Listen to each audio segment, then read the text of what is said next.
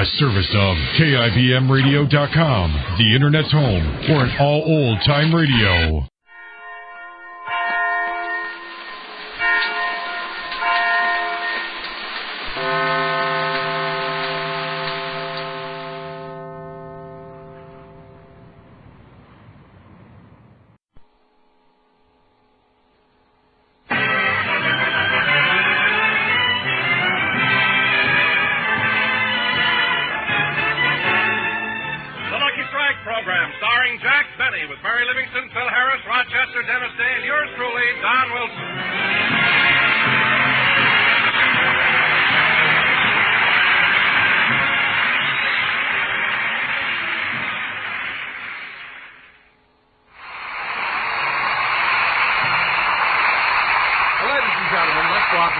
Home in Beverly Hills. It's morning, and Jack has just finished his breakfast.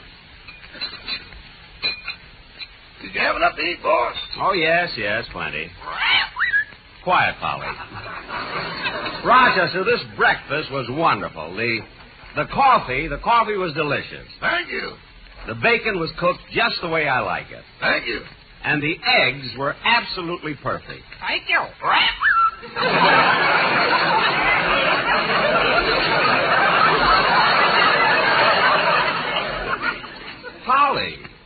Polly, did you lay those eggs?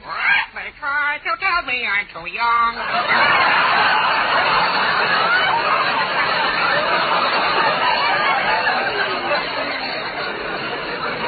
Oh, isn't that cute? Rochester, how long has Polly been laying eggs? Ever since you put that light bulb in her cage and kept pointing to it. Well, it certainly took her a long time to catch on to what I meant. Yeah, before she laid any eggs, she laid 3 light bulbs. Oh, stop. Now, Polly, you know that I... Oh, say, boss, you told me to remind you to call Mrs. Montgomery. Oh, yes. Who's that? Oh, that's Dinah Shore. She's married to George Montgomery. I sent a copy of my song over to her house. I'm going to let her be the first one to record it. I'll call her now. When you say I beg your pardon, then I'll come back to you. When you ask me to forgive you, I'll return. Like the swallows at Serrano. Hello? Oh, I'd like to speak to Miss Dinah Shore, please. Jack Benny calling. Like the swallows at Serrano, return to Capistrano. For you, my heart. Hello, Dinah? Oh, this is Jack Benny. How's George? Oh, I'm sorry I woke you up, but I was anxious to know something, Dinah. Did you receive the copy of my song? Good. Look, don't you think it's the most wonderful tune you ever... Oh. Well, don't you think that the lyrics are novel and... Uh-huh. But, Dinah, you can't judge a song the first time you sing it. You've got to analyze it, take it apart. I don't mean that way. Paste it together again.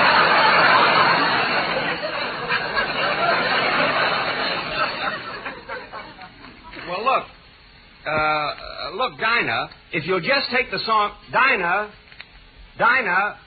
Oh, hello, George? But, George, look, I didn't wake you up. She did. Now, look, George, you and I have been friends for years, and all right acquaintances. But look, George, about my song, if you just ask Dinah to... All right, if I woke you up, I'm sorry. You don't have to... You'll what? Well, if that's your attitude, it's okay with me. Goodbye. Well, we can cross him off the list. You mean her? No, him. He's going to stop sending us his laundry.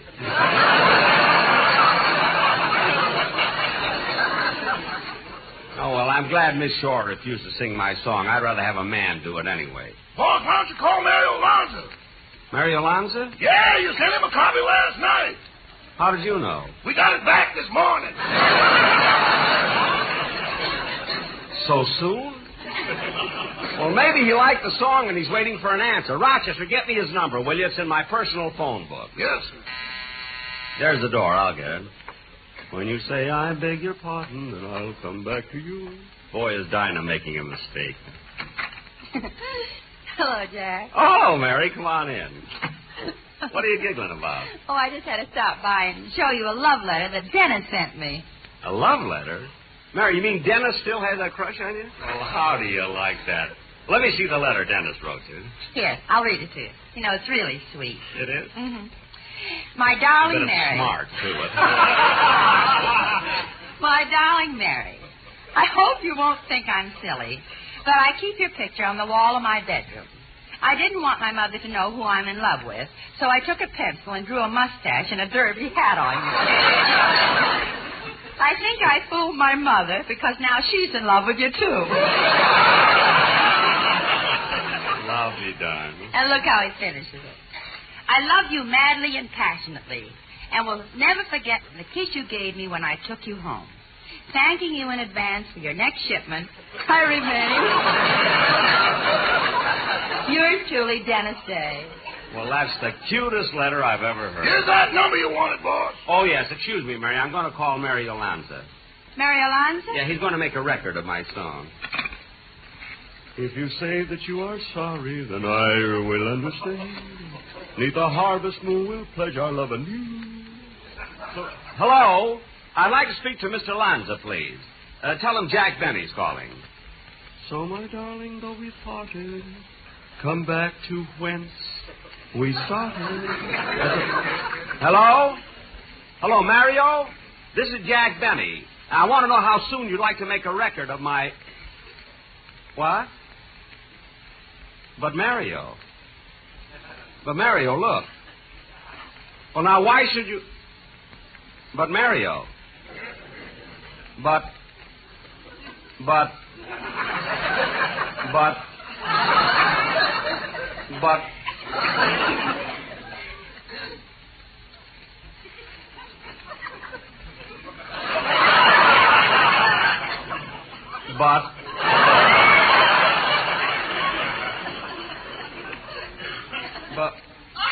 when? Well, if that's your attitude, Mr. Lanza, I'm not coming to that big party you're giving Friday night. Oh, I heard about it. Goodbye. Who does he think he is anyway? That Mario Lanza. He won't sing my song, but that other song he sings. Be my love, for no one else can end this yearning. Be my love, I suppose that's a better song than... When you say I beg your pardon, then I'll come back to you. Which song do you like better, Rochester? Be my love, for no one else. Be my love. All right. I merely asked you. There's someone at the door. Oh, hello, Dennis. Come on in. Don't talk to me, you cad. What? Trying to steal my girl, eh? I'm going to thrash you to within an inch of your life. Now, look, Dennis, you've got a cold. Isn't it dilly? Now, don't try to change the subject. I've read about men like you. You take a poor, innocent girl out of the make company, you get her a job on the radio, and then you think you own her. Dennis. I know every move you make, you wolf. Look. I've been sitting up in that tree in front of your house watching you through the window.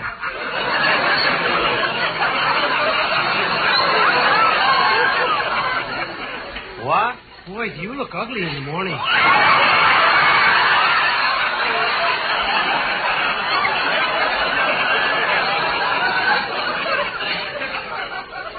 Dennis. I thought you'd never get into that girdle. Oh, quiet. Now, look, Dennis, Mary told me about the big crush you've got on her, and you ought to forget about it. Yes, Dennis, you're a nice boy, and I hate to hurt your feelings. Oh, don't worry, Mary. You couldn't marry me if you wanted to. My mother disapproved. Of me? No, of me. That I can understand. Now, Dennis, listen to me. Next week on my program, I want you to sing the song I wrote. When you say I beg your pardon... That kid's going to make an old man out of me. Come to think of it, he did. Say, Jack, I better be running along. I've got some shopping to do. Shopping? I want to go to Jerry Rothschild's and get a shirt for my father. Okay, Mary. Wait a minute. I'll go with you. I want to get a haircut. All right, come on. It's such a nice day. Let's walk, huh?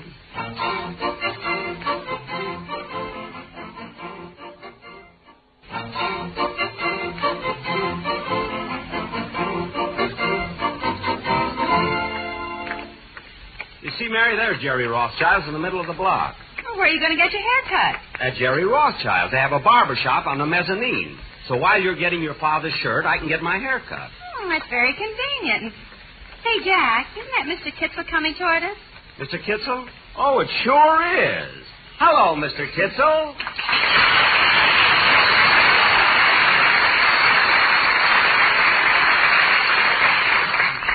I said, hello, Mr. Kitzel. And to whom do I have the pleasure of addressing? Mr. Kitzel, don't you recognize me? I'm Jack Benny. Oh, I'm so sorry, but I just now came from the optometrist's office. He put drops in my eyes, and I can't see so well. Oh, I hope they get better soon. Thank you, Dennis.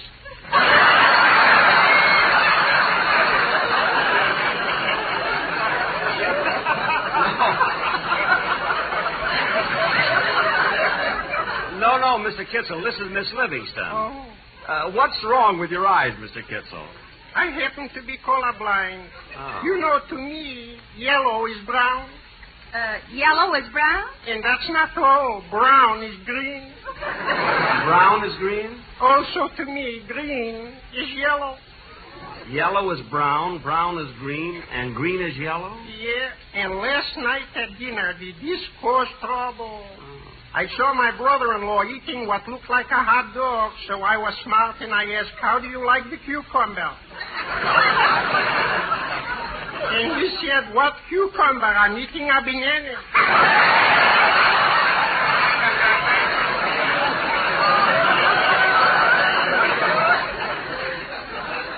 Oh, Mr. Kitzel, you're joking. Well, Mr. Kitzel, we've got to be running along. I have an appointment at the barber shop to get a haircut. Well, isn't that a coincidence? You know, for the same reason, my wife is right now by the beauty parlor. Oh, these women. Well, what do you mean? Well, last week on the cover of Life magazine, she saw a girl with a poodle haircut. So right away she has to get a poodle haircut, too. Really? Yeah. And personally, I'm happy. With her last haircut, she looked like a Saint Bernard. Well, we've got to run along, Mr. Kitzel. Goodbye. Goodbye, children.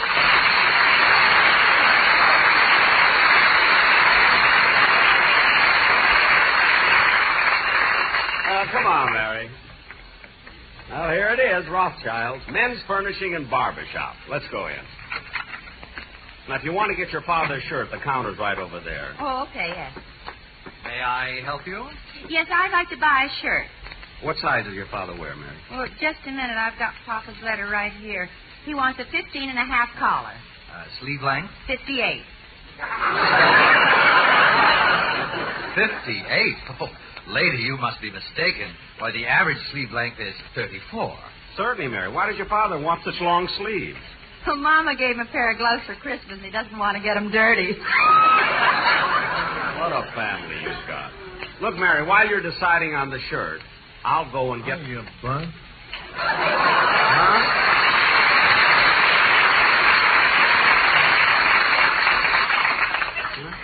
Long time no see. Oh, hello. Jack, wasn't Yes, that racetrack town. I always run into it. Are you people through, or do you go into a dance number? Never mind. Now, Mary, I'm going to get my hair cut. I'll see you in a little while. Okay, Jack, I'll be browsing around the store. Okay. When you say I beg your pardon, I'll come back to you. Da-da-dum, bum, bum, bum, bum, bum, I'll return. Gee, look at all those beautiful suspenders and belts. I think I'll get myself a new belt. Oh, clerk. I'll be with you in a minute. Okay.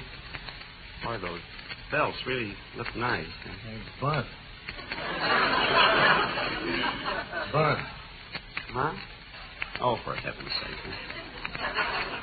Come here a minute. Look, fella, I'm busy. Leave me alone, will you? Okay. Just wanted to know what you were doing. Well, you must know I'm buying something to hold my pants up. Like what? A belt. What? Get suspenders. But I want a belt. Belt hasn't got a chance.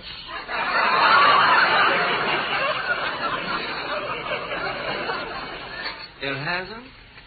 It looks good while it's going around, but at the end, belt buckles.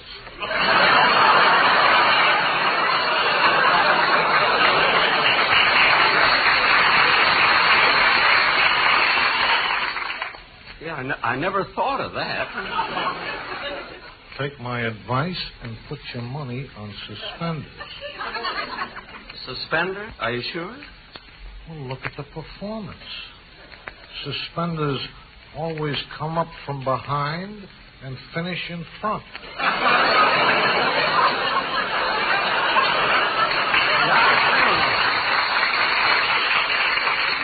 I don't know what to do. You can take my word for it.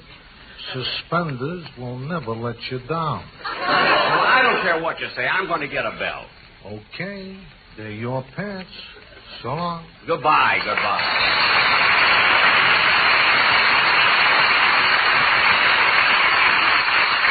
Oh, clerk. Yes? I'd like to get this belt. Yes, sir. Would you like to look at suspenders? Suspenders? Yes, they're awfully good in the stretch. Now cut that off! Just wrap up the belt. I'll pick it up after I get my hair cut.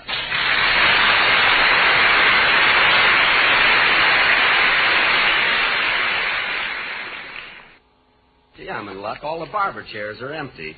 Maybe today I can get Mr. Drucker, the owner, to wait on me. Oh, hello, Mr. Drucker. Well, how do you do, Mr. Benson? I finally came in when you're not busy yourself. I'd like a haircut. Certainly. Sit down and I'll get you a barber. Huh? Yeah, I'll be right back. Say, Harry, Mr. Benny wants a haircut. Will you take him? Not me. Let Maury do it. Not me. Yeah, how about you, Charlie? No thanks. Now, wait a minute, boys. We've got to be fair about this. Who waited on him last time? I did, and when I finish, he offers me a tip. But my hands are full, so he says I'll slip it in your pocket. Well, at least you got something. What do you mean, something? When I added up my money, I was a dime short.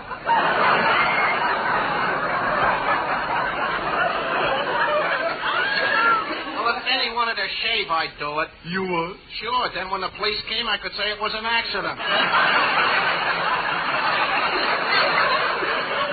Hey, Mr. Drucker, how about my haircut? Hey, just a minute. Well, boys, any volunteers? Well, okay, I'll take them. Yeah, okay, Mr. Benny. Mr. Gilbert will wait on you. Good. What'll it be, Mr. Benny? Just a haircut. Yes, sir. Shall I take off my glasses? You don't even have to take off your hat. Don't be so smart. Just give me a haircut. Yes, sir. Say, Mr. Drucker, do we have to do it when there's only one customer? Yes, you do. What's that, Mr. Drucker? We put in a barbershop quartet. Billy Getz, Artie Stebbins, Mervyn Leroy, and Junior Lemley. Oh, what a quartet. Good. You sing, boys. Down by the old mill stream, where I first met you, with your eyes so blue, dressed in gingham blue. It was there I knew that you loved me true. You were 16, sweet 16, my village queen, by the old mill stream, by the old mill stream.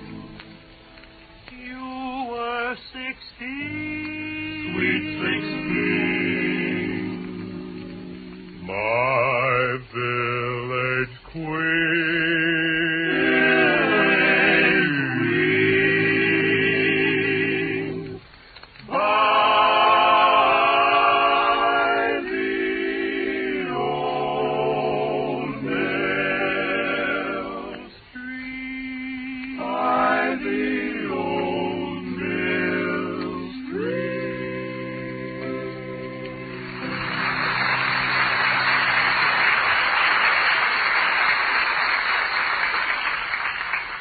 Say, that was very good, especially Junior Lemley.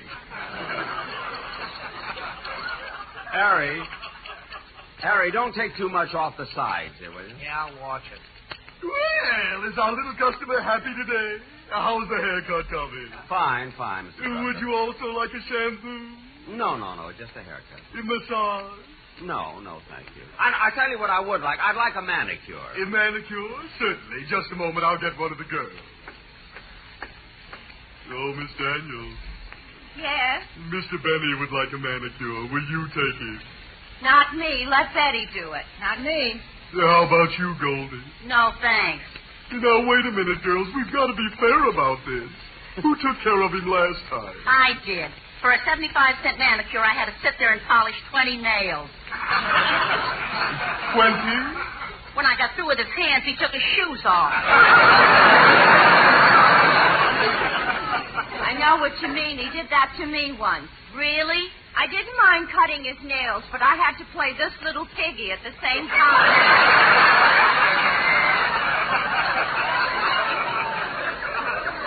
Then he gave me a tip and cried all the way home. Mr. Drucker, how about my manicure? In just a moment.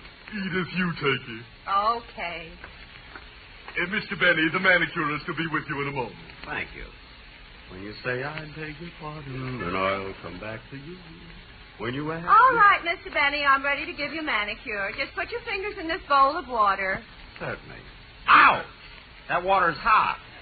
I know. I'm trying to melt your cold, cold heart.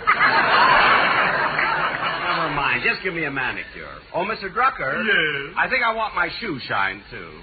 Certainly, I'll get a boy.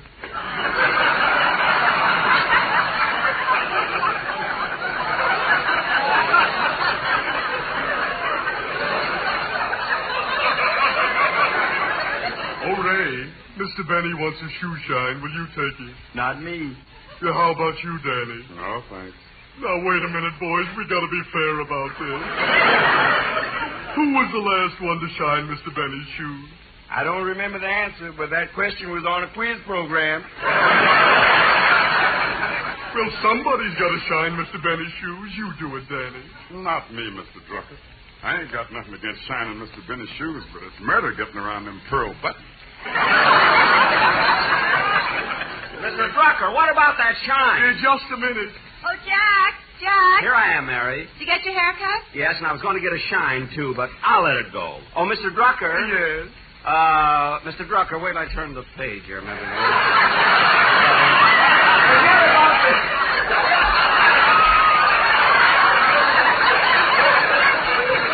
Forget about the shine.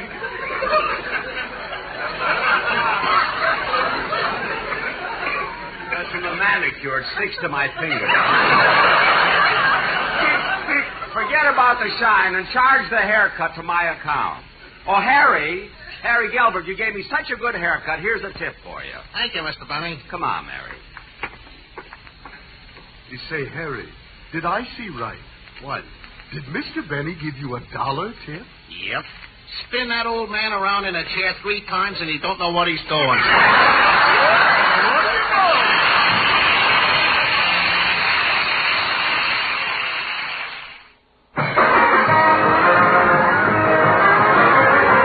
Good night, everybody. We're a little late. Jack Benny program is written by Sam Perrin, Milt Josephsberg, George Baldwin, John Tackerberry, and produced and transcribed by Hilliard Mark. This is the CBS Radio Network.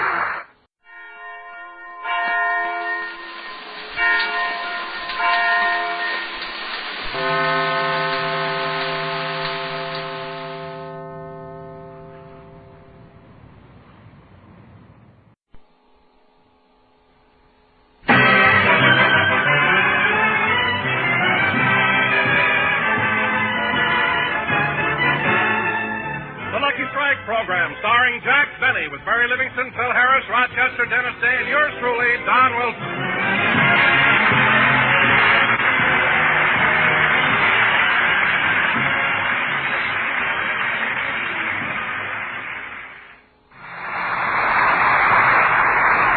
and gentlemen, you all know the exciting story of Kurt Carlson, captain of the Flying Enterprise.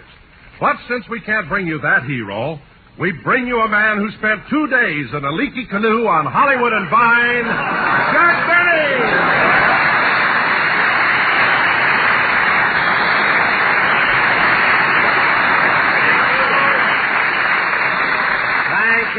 Thank you. Hello again. This is Jack Benny talking. And, Don, you did exactly what I thought you'd do. I knew you'd give me that kind of an introduction. Well, what's wrong with it? I'll tell you what's wrong with it. Since we've had this terrific rainstorm, every comedy show will be loaded with gags about the rain, the mud, the deep water. I mean, why can't we be different? But, Jack, with all the rain we've been having, I thought the subject would be topical. Well, we can talk about something else and still be topical. I mean, the weather's been cold, too. What are you talking about? It hasn't been cold. It hasn't, eh?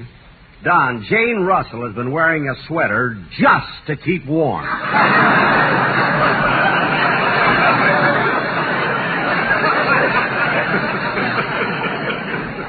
So don't tell me it hasn't been cold, brother.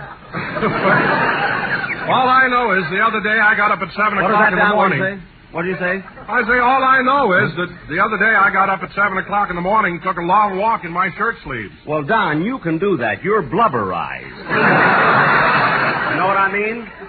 Jack, if you mean what I think you do, I've got news for you. My doctor said I'm not fat. Your doctor said you're not fat, huh? He said the reason I look this way is because I've got small bones. Small bones, huh? Yes. Don, a fish has small bones, and I've yet to see a halibut with 5 chins.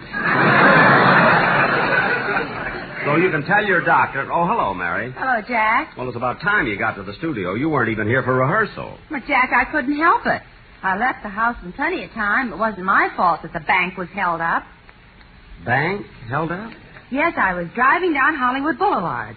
I stopped for a traffic light at Harlan when 2 men with handkerchiefs over their faces jumped in the car, stuck a gun in my ribs, and said, "Get going, sister." No. They made me drive out Sunset Boulevard. When I slowed down to make a turn, they threatened me with the butt of their guns. Why, those no-good cowards. My leg got tired, and when I released the pressure on the gas pedal, one of them twisted my arm and the other one slapped my face. Why, those dirty yellow rats. Suddenly, they pulled on the brakes, jumped out of the car, said, "Here's something for the gas," and threw me a $20 bill. Gee, what nice guys.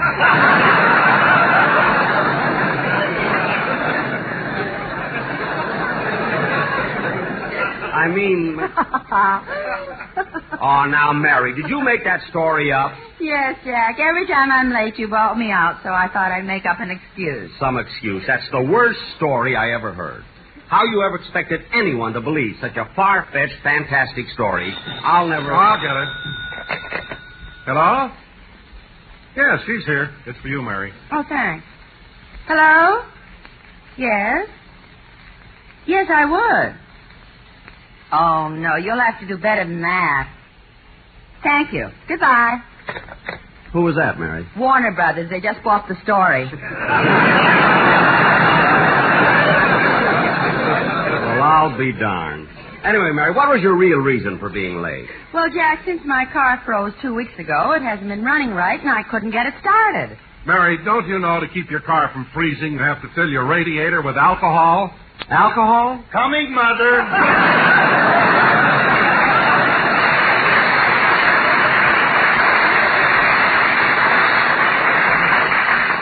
Well, I'm glad there's something you can talk about, Phil. I'm not paying you all that money just to lead that lousy band, you know? I'll ignore that remark and discuss the subject at hand. Just a week ago, me and Remley were driving up to the snow country, and it was so cold that I stopped at a gas station and bought 6 quarts of alcohol. 6 quarts? You should have seen Remley cry as the guy poured it in the radiator. Oh, he must have felt awful, huh? For the next 10 miles, he had his mouth over the exhaust pipe. Why, Phil, he could get asphyxiated that way. Oh, he was. Look, Phil. And now, having injected some levity into the program, I shall return to the podium and keep my big, fat mouth shut. Thanks, Phil. Thank you, Phil. Phil, you weren't funny, but at least you were topical. You know? And now, kid... Oh, hello, Mr. Benny. Well, Dennis, it's about time you got here. Oh, I'm sorry, but I left my house in plenty of time. It wasn't my fault that the bank was held up. What? When I stopped for a traffic light, two men with handkerchiefs over their faces jumped in my car, stuck a gun in my ribs, and said, "Get going." Oh, two men, huh? Yeah. They stuck a gun in your ribs, huh? Yeah. And I suppose you were very, very frightened. Oh, no, I recognized them. You did? Who were they? Humphrey Bogart and James Cagney. They were making a new picture for Warner Brothers.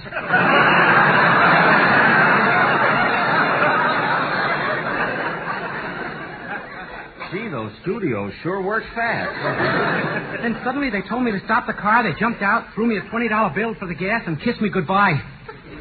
Kiss you goodbye? In the original story, a girl did the driving. I know. Then I drove away singing in my Mary Oldsmobile. You were singing? Yeah, they decided to make it a musical. Dennis, come here a minute, will you? Huh? Ouch! Jack, why did you punch Dennis in the nose? I wanted the picture to be in color. Ladies and gentlemen, I really didn't hit Dennis. What you heard was done by the sound man. Isn't that right, Dennis? Yeah, he punched me in the nose. Now, Dennis, I want this program to be a musical, too, so let's have your song. Oh, okay.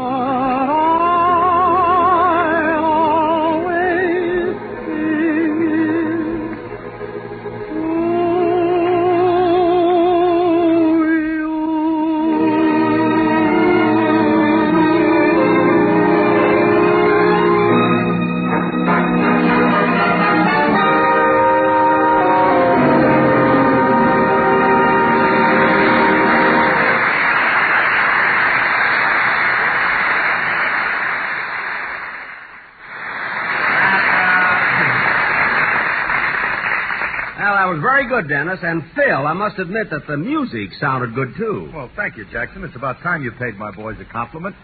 Phil, I compliment these boys any time I feel... Wait a minute, Phil. Huh? I just noticed that Fletcher is back in the band again. Yeah, good old Fletch. Got back 3 days ago. Well, Phil, wait a minute. I thought Fletcher always played a slide trombone. How come he's playing a clarinet? We had to switch him to an instrument he could play with his hands close together. We can't get the handcuffs off.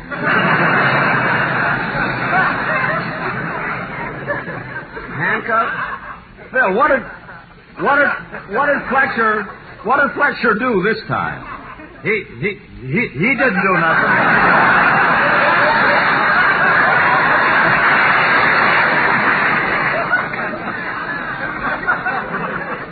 Then why do they take him back to prison? Because they changed wardens, and he's the only one who knows where everything is. Oh, yeah? Then why do they put the handcuffs on? Because they wanted everything to stay where it is. Well, I'm glad I got that straightened out. Say, Phil, how many times has Fletcher been on probation? This is his third semester.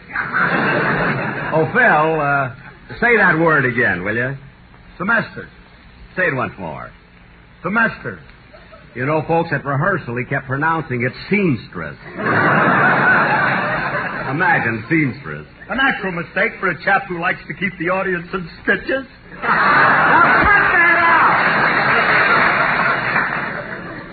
Now, look, kids, let's stop all this silly talk and get on with the program, because tonight I have a great surprise for you. Surprise? Yes, I got a special guest to appear on our program today and sing the song that I wrote.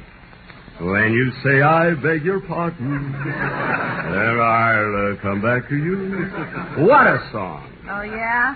Last week you asked Dinah Shore to sing it, and she turned you down. Well, I'm glad she did, because this song is much better for a male vocalist. Don't you think so, Dennis? Call me, madam. Oh, stop. Oh, Jack, when will you learn? Last week you tried to get Mary Alonzo to sing it, and he wouldn't touch it. I know, and I'm glad, because now I've really got the best. Well, then, Jack, for heaven's sake, who did you get? I'll tell you who I got. None other than that inimitable stylist of popular songs, George Burns.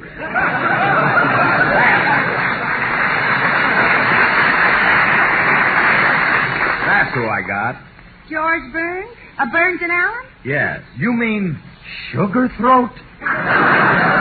That's exactly who I mean. Well, I think Jack's made a very good choice. George Burns is an excellent singer. What's the matter? You crazy or something? Not crazy. You kids are just jealous because I wrote... Oh, hey, that must be him now. Come in. Yes? I'm the attendant at the parking lot. And I'd like to talk to Phil Harris. Yeah, what is it, fella? I'm having trouble parking your car. Why, what's wrong? Well, every time I step on the starter, the motor sings Sweet Adeline. Just leave it where it is. I'll be out soon. Okay, but what'll I do with a guy who has his arms around the exhaust pipe?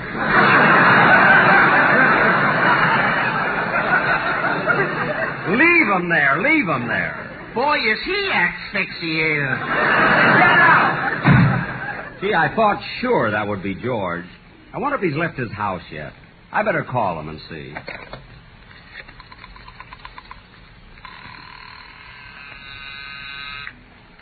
Oh, Mabel, what is it, Bite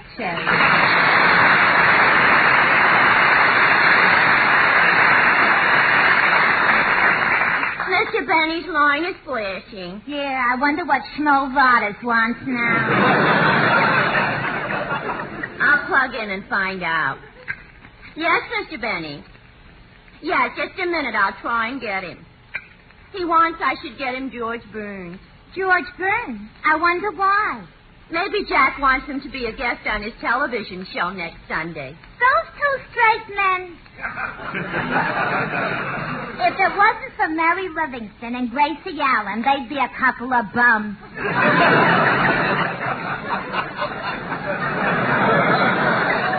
I don't know. On second thought, they could do a knack together. Jack could play the violin while George listened to it. What kind of a knack would that be? Jack fiddles while George burns.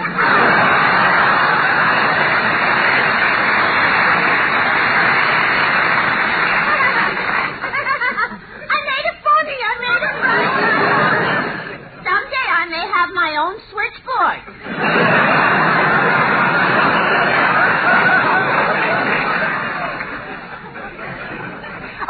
Benny's line is flashing again. Yeah. He's jealous because we're getting laughs. Gertrude, what about my call? I tried Mr. Burns' house, but nobody answered. Oh, well, forget it. Say, kid, George must be on his way down. Nobody answers at the house. See, look what time it is. I can't understand why George Burns is so late getting here. Maybe he tried to call you at your house. Say, maybe he did, but I haven't been home for the past 5 days. I came straight from Palm Springs to the studio. Hey, the phone. That must be George now. Hello? Is this Sugar Throat? If you mean lump sugar, yes. Oh, Rochester.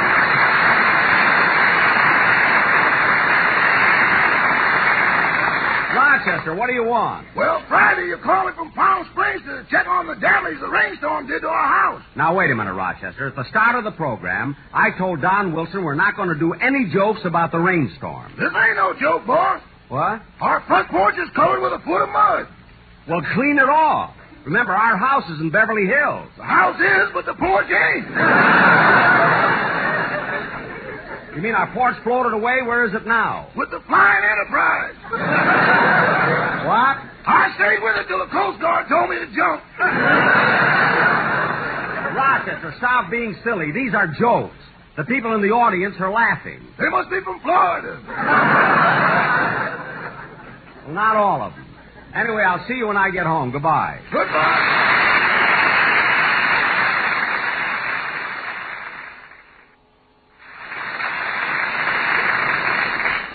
Let me see. $5 billion at 6%. Whoops. See, this summer I'd be sitting pretty. All that interest beside my unemployment check. Oh, well, I'll ask Mert. Jack, will you stop dreaming and get on with the show? Yeah, Jackson, let's get going. I gotta leave. What's your hurry? Well, Alice had a new dress made, and she asked me to stop and pick it up at the Semesters. That sings for you. Can't get one thing right. Anyway, we can't get on with the show. Hey, that must be George now. Come in. Oh, Jack, I'm here. Hey, kids, it's George Burns.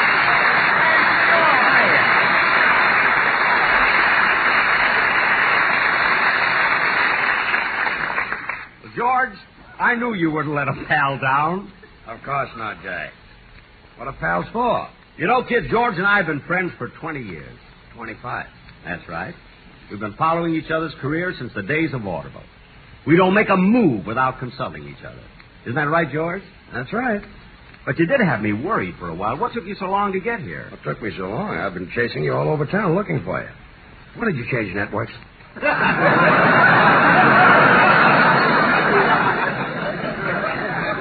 When did I change networks? 3 years ago. George Burns, of all people. Jack, don't get mad at him. Remember, he's your pal. Buddies. Now, kids, George came here for one specific reason, and that is to sing my When song. I say I beg your pardon, and I'll come Not back yet, to George. you. Not yet, George, not yet. If you ask me to put George, you on hold return. it. Wait a minute, hold it. I had a special arrangement made for the Whoa. orchestra. Wait a minute. George, I had a special arrangement made for the orchestra. So first, I'll find out what key it's in. Phil, what key is... Oh, for heaven's sake. Phil, tell your boys to put away the dice and get back to their seats. The boys ain't shooting dice. Then why are they huddled around in a circle? They're trying to get the handcuffs off of Flex. Well, tell them to hurry. Oh, George, I should have asked you when you first came in. How's Gracie? Fine, man. She was gonna come with me, but last week she bought a little puppy, and she went on to enter him in a dog show. Oh, he must be cute. Not only cute, but Gracie thinks this puppy is the smartest dog in the world. She even thinks he can read. Wait a minute. Gracie thinks this puppy can read? Yeah, when she bought him, the man said, when you lock him up at night in the kitchen, don't forget to put a newspaper on the floor.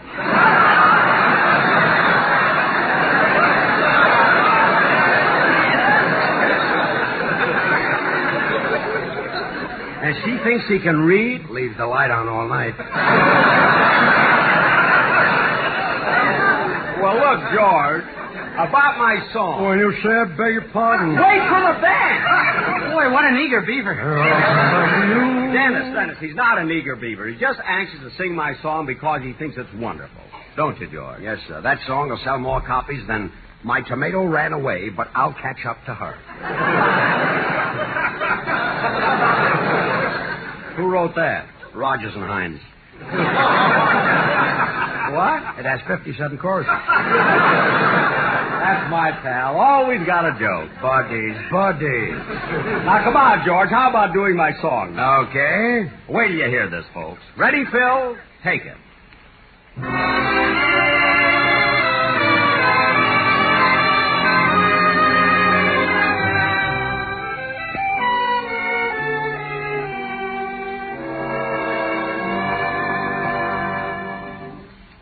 When you say I beg your pardon, then I'll come back to you. When you ask me to forgive you, I'll return. Listen to that voice.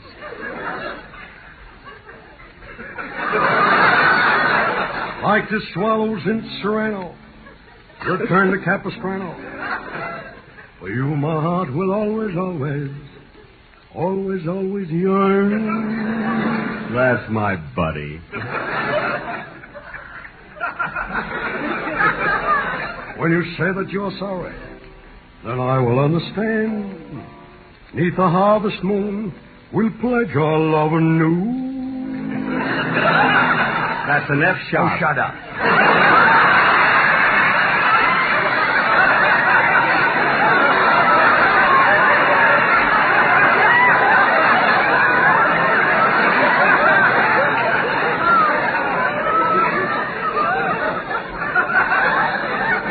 Oh, my darling, though we're parted, come back to whence?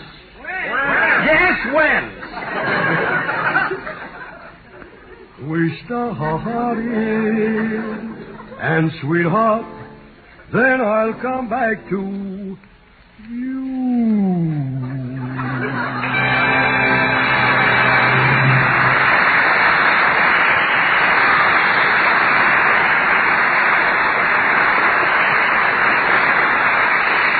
George, that was wonderful. Absolutely When wonderful. I say I beg you. And believe me, you're through with it. Believe me, I'm grateful.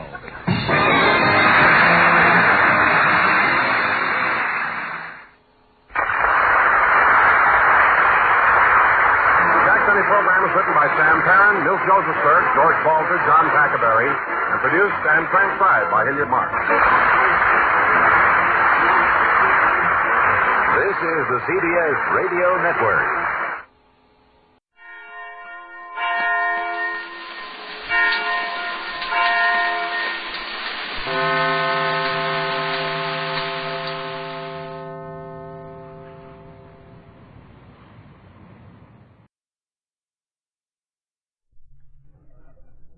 Hey, Remley. What do you want, Curly? Before we go on the air, I want to talk to you. Look, I've been thinking. Every radio show opens with a commercial. Now, why don't we? I don't know. Unless it's because we haven't got a sponsor. We have got a sponsor. They just don't want us to mention their name. But tonight I'm going to sneak in a commercial. After all, I'm proud of being associated with RCA. They make wonderful products. That they do. Everybody knows you can't make a bad cup of RCA coffee.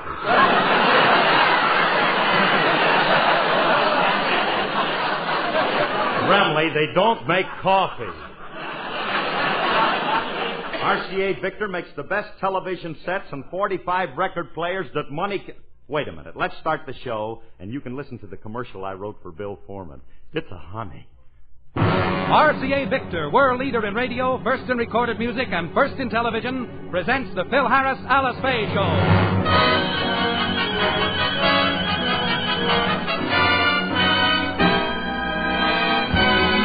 For your enjoyment, here is the Phil Harris Alice Faye Show, written by Ray Singer and Dick Chevrolet, with Elliot Lewis, Walter Tetley, Robert North, Janine Roos, Ann Whitfield, Walter Sharp and his music, yours truly, Bill Foreman, and starring Alice Faye and Phil Harris.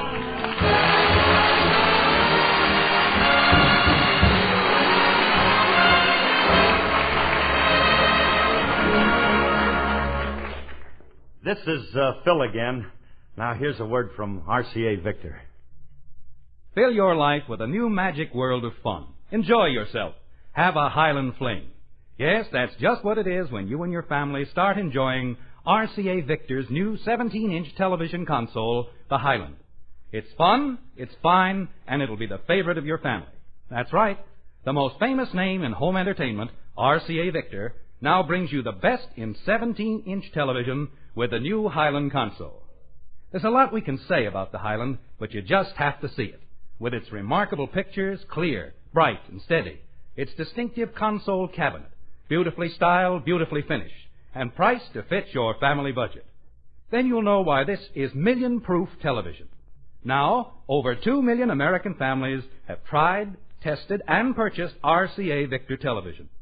Let your family in for a Highland fling with RCA Victor's exciting new Highland television console. See it at your RCA Victor dealers tomorrow.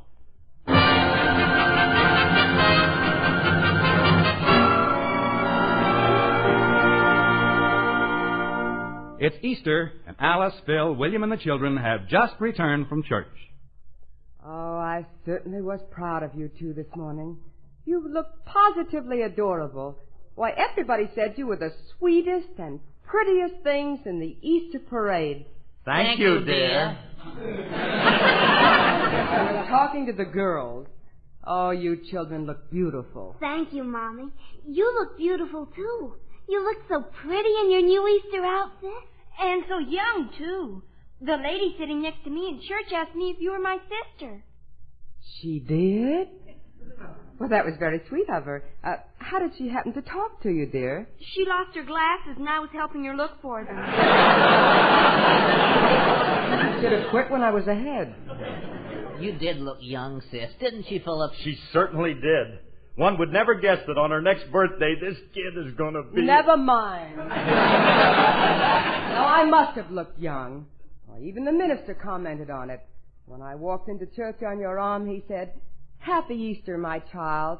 And I'm glad you brought your father this time."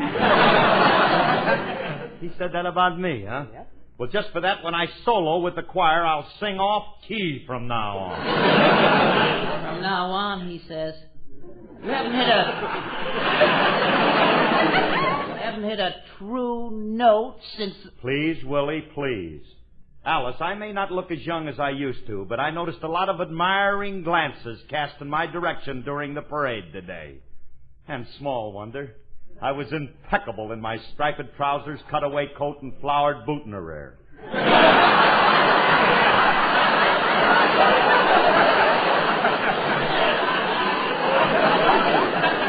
Well, I must admit you look nice, Phil, but nobody notices a man in the Easter parade. It's the women who attract attention. Some of those outfits today were dazzling. Did you notice Mrs. Cook in her flowered Hawaiian print? How could I help noticing her? She wore a flowered dress, flowers in her hair, flowers on her hat, and a floral corsage.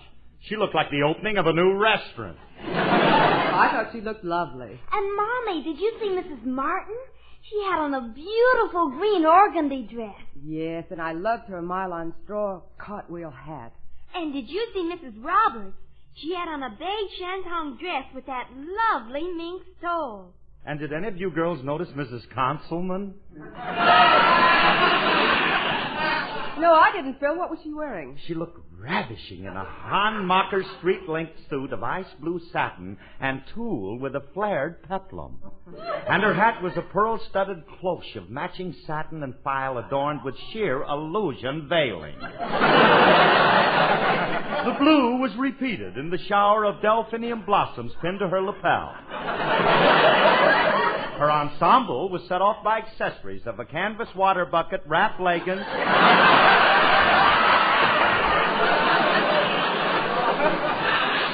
and a leopard skin garter belt. Worn on the outside. Oh, she must have looked silly. Imagine wearing a flared peplum with illusion veiling. The wrapped leggings you liked, huh? I thought my girlfriend looked lovely. What girlfriend? Why, the girl I came to church with. She was sitting between me and Mrs. Johnson. How you like that? I thought that was Mr. Johnson. Bill, stop making fun of Willie's girlfriend. I think you ought to apologize to her. All right, I'll apologize to him. Hey, Willie, I think your girlfriend Rutabaga looked very pretty. Her name is Violet. Well, I knew it was something that came out of the ground. Look, Willie, I can't understand. I'll get that. Happy Easter, Curly. Oh, hiya, Frankie. Happy Easter to you.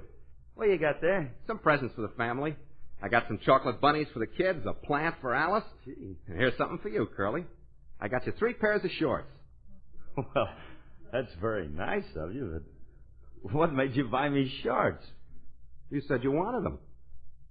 When did I say that? When we were driving downtown in your car the other day, you said you needed some new seat covers.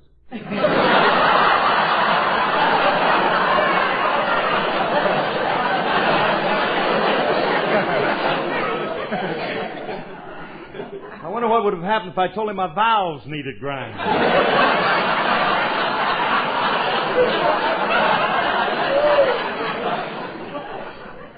Do they? I know a cheap Wait doctor. a minute, Ram. Hey, but no kidding, Ram. I appreciate you bringing those nice presents. Happy Easter, Frankie. Hello, Alice. Happy Easter. Say, you're looking mighty cute in your new spring outfit. Thank you. Nobody's commenting on the way I look. This is my new Easter outfit. How do you like my yellow shoes? Oh, is that what they are? I thought you were standing in 2 egg yolks. You do look very nice, Frankie, but where did you get the money to buy a new outfit? I got $100 from some guy yesterday. Oh? Did he put up much of a fight when you rolled him? Don't be vulgar. I got it legitimately. Okay. What are you doing with $100, Ram? Well, I bought a whole new outfit. Underwear, shirt, suit, hat, shoes, socks, and spats. As a result, I don't have too much left of the $100. How much you have left?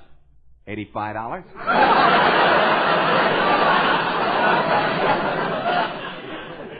Where do you buy your clothes, kid? At Saks Skid Row? Hey, what are you going to do with the rest of the money, Frankie? I'm going to take Alice out for dinner. I want to repay her for all the kindness she's shown me over the years. She took me in when I was broke. She clothed me. She fed me. She gave me money when I needed it. I know how you feel, Frankie. You should. I did the same thing for you. Are you taking me to dinner too, Frank? If you want to, you can tag along. Thanks, Fremley. You should do worthwhile things like this. You should do them more often. What do you mean? I don't want to sound like I'm preaching a sermon, but I've heard people say the early bird catches the worm, and there's a lot of good logic in that old cliche. There's certain obligations you just can't shirk. You've got to put that heat on to make that kettle perk. And if you want it to be a good day, you've got to do a good day's work. You got to dig for your dinner. Nothing's what you get for free. You got to dig for your dinner. There never was a money tree. And furthermore, my friends, I must repeat, nobody's walking down that easy street. And if you want to live where baby grow, you're going to get an awful lot of no-sirrees. You got to dig for $1. It ain't as simple as you think. You can't purloin a sirloin, or the butcher will put you in the clink. You just can't be a lazy bird. You got to get off of your twig so you can afford your room and your board, and it's nice to have the price of a cig. You've got to pay that fiddler man if you want to do a jig. You got to be as happy as a bee to be a Mr. B.I.G. And if you want some dignity, you got to dig for your dinner. Dig. You just can't be that lazy bird. You got to get off of your twig so you can afford your room and your board, and it's nice to have the price of a cig. You've got to pay old fiddler man if you want to do that jig. You got to be as busy as a bee to be a Mr. B.I.G. And if you want some dignity, you got to dig for your dinner. Dig. Yeah, excavate.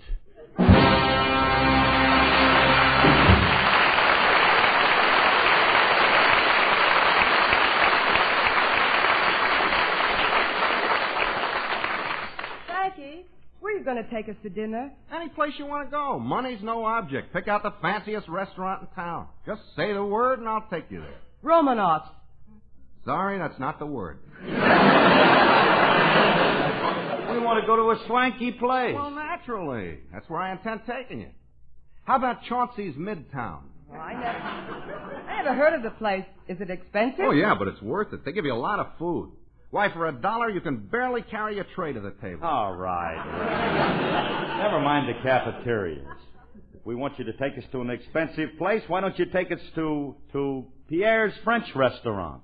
Okay, I'll take you to Pierre's. After all, what can it cost me?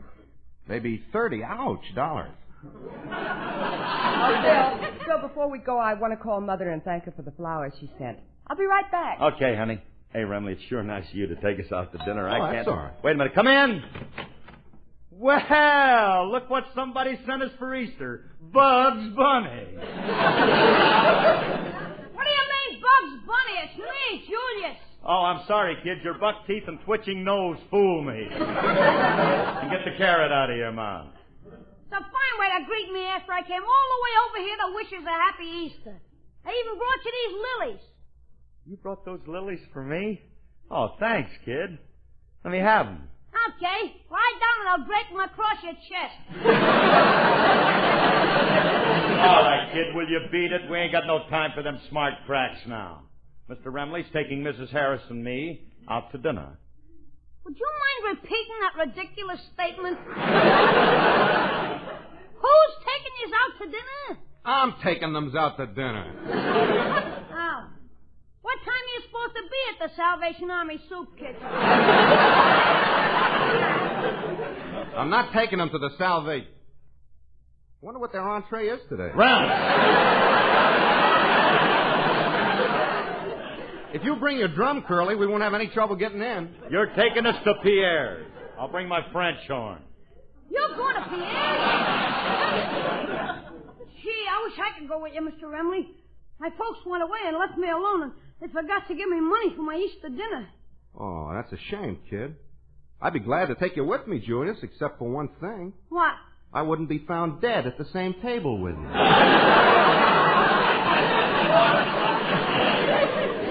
But, Mr. Remley, I'm hungry. I'm starving. I ain't got no money, and if you don't take me to dinner with you, there's only one thing left for me to do. What? I'll eat at the Brown Derby and charge it. So long, you cheapskate. So long, so long. How do you like that? He has a charge account at the Brown Derby. How could he? They only give charge accounts to movie stars. They probably think he's Lassie. He looks like anybody. Hey, Curly, I got an idea. Pierre's is too swanky. Let's go to a restaurant that's a little less formal. I know a spot downtown with real atmosphere. I'm with you, Remley. You're buying. You'll love this place, Curly. They have checkered tablecloths, candlelight, and wine. Well, fellas, I'm ready to go. Oh, good. Go get your music, Alice. Well, what do I need music for? When we get to the restaurant, somebody might ask you to sing. Now, who's going to ask me to sing in the restaurant? Me. I get the meal cheaper that way. Well, I'm not going to sing in public. But if you want me to, I'll sing right now. That ain't going to save me any money, but go ahead.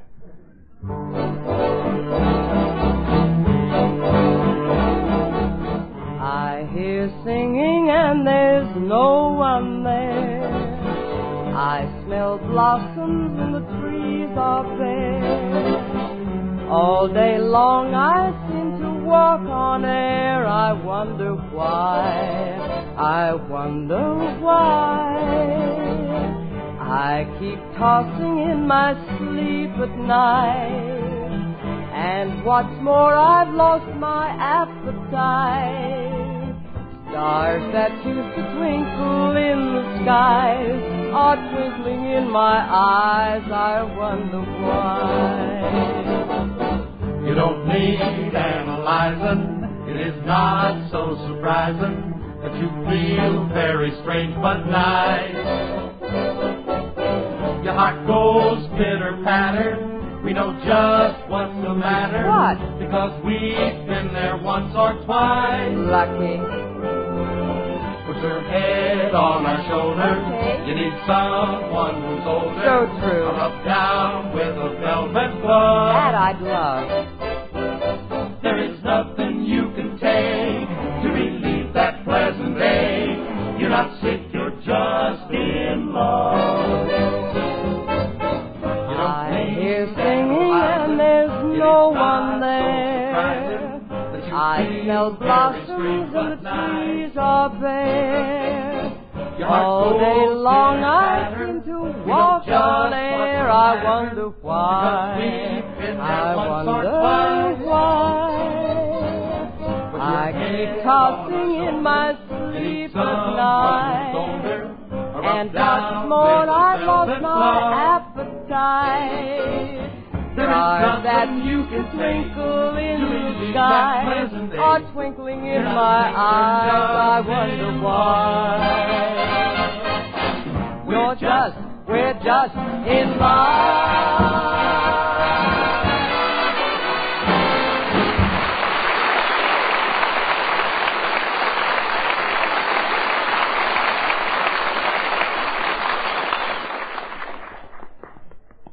Frankie, I thought we were going to Pierre's. No, this place is better. Let's see, the restaurant's in this street someplace. Oh, there it is. There's the sign. This is the place? Remley, I don't like the looks of this. What's the matter? Well, look at the sign. Clancy's Italian Restaurant and Emergency Hospital. Those are two separate signs. Oh. The hospital's next door to the restaurant. And don't worry about the food. Let's go in. Nobody ever died eating here. Unless they don't pay the check. Grog! Hiya, Grog. What are you doing here? I am now in a restaurant business. I took this place over from Clancy. Did you buy it from him? You might say that.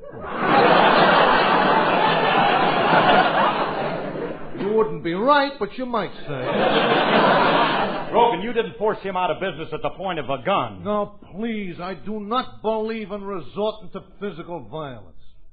Clancy's still around. He's my silent partner. Doesn't he have anything to say about the business? How much talking can you do from the bottom of the river? Maybe we better go someplace else, Frankie. Don't touch that doorknob. It's electrified. But we don't want to eat here. Look, baby, you want dinner. This is a restaurant. Don't give me no trouble. Sit down. Look, Grogan, you can't force us to eat here if we don't want to. Who's forcing you? If you don't want to eat here, you just say so. You can feel perfectly free to be carried out. Well, now that you're seated, what do you want? Well, first of all, I'd like a clean tablecloth. What's the matter with this one? It's kind of dirty.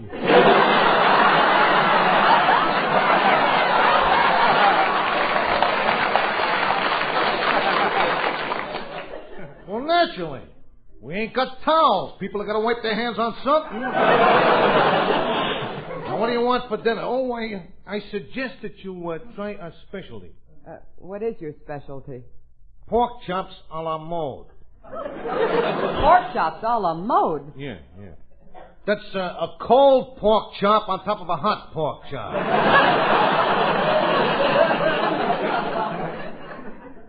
Sounds good to me. Sounds awful to me. Phil, let's get out of here. Okay, honey, get in front of me and we'll shoot our way out. Friendly, you're taking us to Pierre.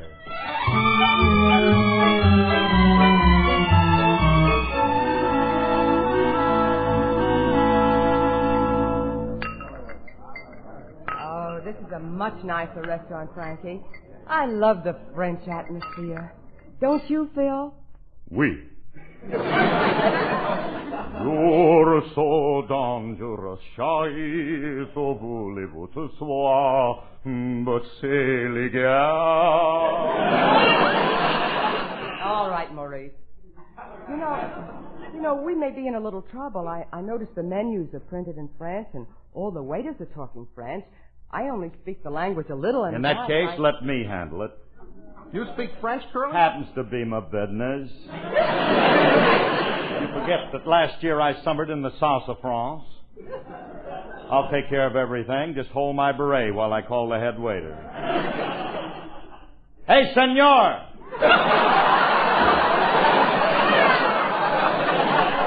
I didn't answer you. Yeah, I can't understand. Oh, I know. I was using the salutation for a single man. The guy's probably married. I'll lay the married one on him. Senorita! I knew that'd turn him. Here he comes now. Bonjour, madame, messieurs. C'est un plaisir à vous servir chez Pierre. Bonjour, and Fifi Dorsey to you, sir. Nice going, Jacques. Now, tell him we want a table for 3. Jawohl.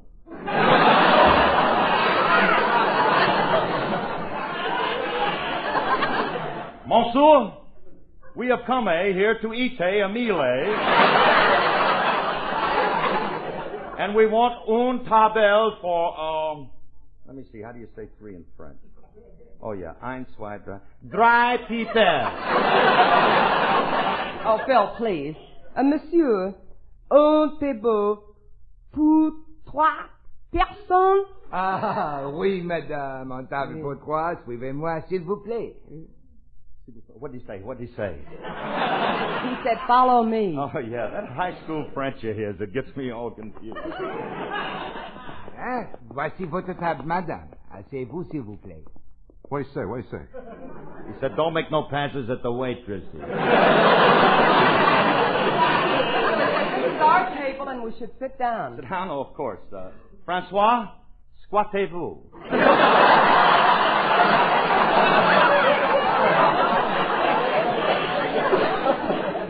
Huh? Parquet your carcous.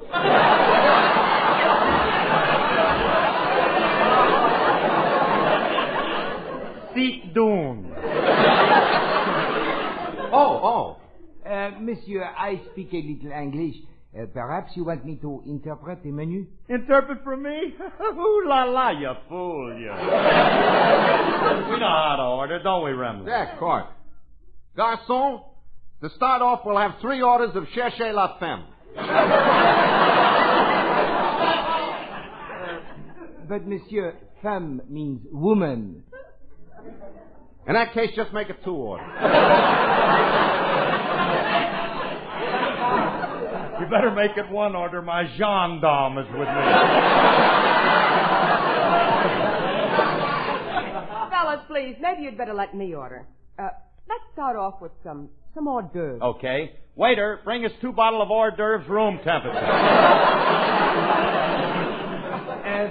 Monsieur, if you want something to drink, how about some champagne? Champagne? Okay. How about mums? Yeah, you can rub a little of that on me, too.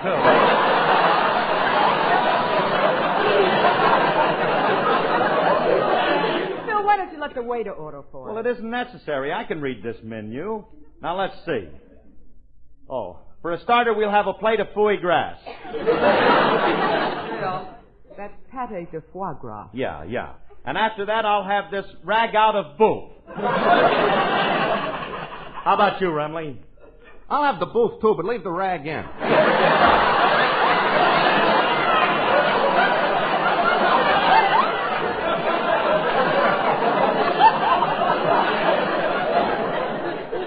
At these prices, I want everything that goes with it. Oh, sacré bleu! Madame, pourquoi est-ce que vous êtes ici avec 10 schnooks? Well, one snook I'm married to. The other one is going to pay the bill. Alice, please. Waiter, look, we'll have some of this, some of this, some of that, and some of this. Oui, monsieur. Would you care for a demi-tasse? That depends. Is it tender? Curly, don't show your ignorance. A demi-tasse is not something to eat. That's French for a small busboy. What are we going to do with a small busboy? That's what I mean. Look, you better let me order. Just a minute. Waiter, we'll have some bird's nest soup, some egg foo young, and an order of chop suey. But I am sorry, monsieur, we do not have chop suey. No chop suey? What kind of a French restaurant is this? Come on, let's get out of here. I'm going to take you to another place. Oh, Oh, Frankie, let's forget the whole thing. No, I promised to take you to dinner, and I'm going to. This place I'm going to take you to is clean, and they serve the kind of food that you like, Alice. You just follow me.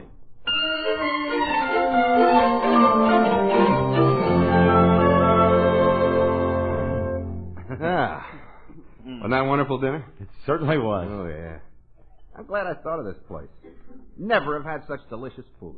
I must go compliment the chef. Excuse me. Pardon me, but I just came in to tell you that your cooking is delicious. I'd like one more order of roast beef, but this time cut it thick and don't put any sauce on it. Get out of my kitchen, Frankie, or I'll drain you!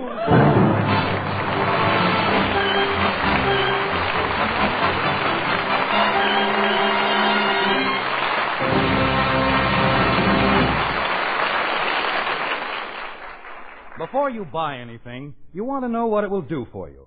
And when it comes to a phonograph, you can be sure of this. The RCA Victor 45 actually does far, far more than any other phonograph. First, of course, there's its remarkable distortion-free performance. Performance that lends to recorded music a concert hall clarity. There's effort-saving convenience, for RCA Victor's 45 offers you up to a full hour of music, the exact selections you want, in the exact order you want, at the mere touch of a button.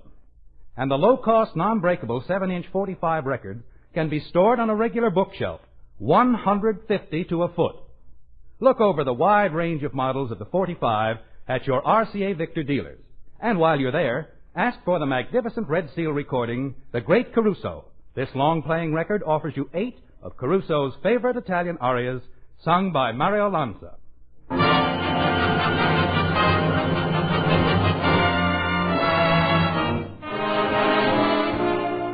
Folks, this is Phil again. They say that life is priceless, but that isn't quite true. It can be bought. Lives can be saved with your contribution to the Red Cross. One of the urgent Red Cross operations centers about the fluid of life itself, blood.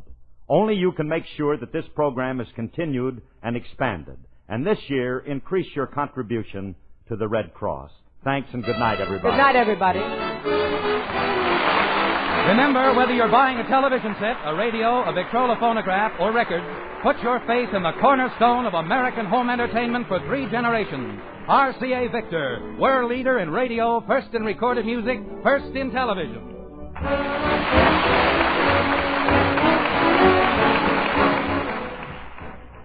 Theater Guild presents A Tale of Two Cities. Now, Hedda Hopper on NBC.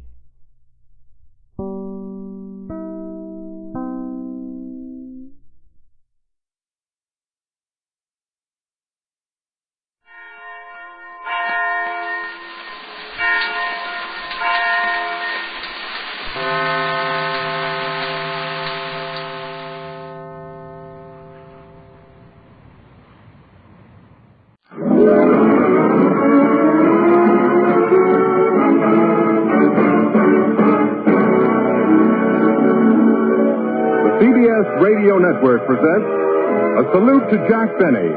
Tonight, transcribed from New York, Hollywood, and Korea, you'll hear Ethel Merman, Ronald and Benita Coleman, Mary Livingston, General James Van Fleet, William S. Haley, Ray Bloch's Orchestra, and the Abbot of the Friars, Milton Berle, all gathered to celebrate Jack Benny's 20th anniversary in radio. And now, from the Waldorf Astoria, our master of ceremonies for the evening, Milton Berle.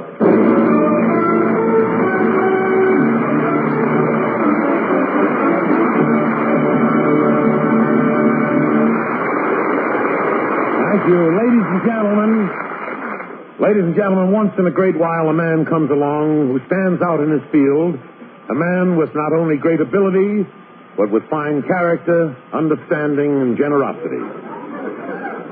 We know this man for his great accomplishments, his progressive thinking, and his remarkable leadership.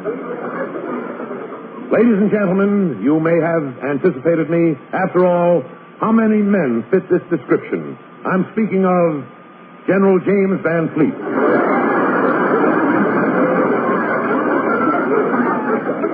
Milton, we'll hear from the General later. And now a very few words from Jack Benny. Ladies and gentlemen. Those of you who are familiar with our profession know that we of the theater have an organization known as the Friars. Years ago, when Jack Benny was a young friar... Cousin Milty. It's Uncle Milty. Oh. Well, anyway, Benny wanted to know why the friars had never given a dinner for him, and they told him he hadn't earned the decision, or honor, I should say. It had to be some memorable That's occasion. kind of a mistake I can't figure out at all.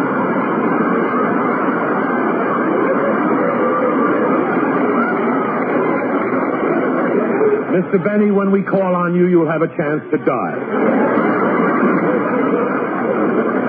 To continue, will you please be quiet, Mr. Benny, while I'm doing my speech? If there had to be some memorable occasion, like, for instance, his 20th anniversary on the radio before we gave him the dinner. That was Jack's first year on the air, but he never forgot the friar's promise, and ever since he's been waiting and eating very lightly. So, ladies and gentlemen, to explain my presence here tonight, I'll have to take you back to last summer, which I spent in Beverly Hills.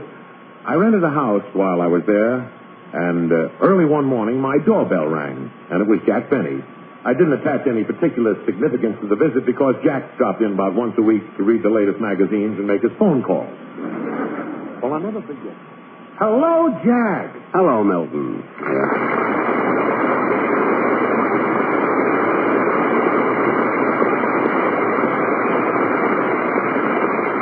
Jack, the New Look magazine just came in, and there's an easy chair by the telephone. Thank you. Look at this picture of Dagmar and look. It's a big picture.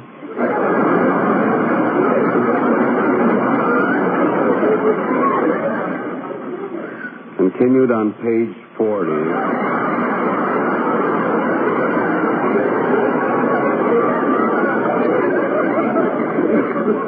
See, where are my glasses? Oh, here they are. It's not a picture of Dagmar at all. It's a B-29. Now, Milton, I came over here today for another reason. Remember the Friars promised to give me a dinner on my 20th anniversary in radio? I don't remember anything like that. But, Milton, it's in the record. You're the abbot of the Friars, and I'm holding you to it. Jack, let go of my lapel. If it means that much to you, when you get home, call Jesse Block in New York and tell him that I said to go ahead and arrange the dinner for you. When I get home? Oh, all right. You can call him from here.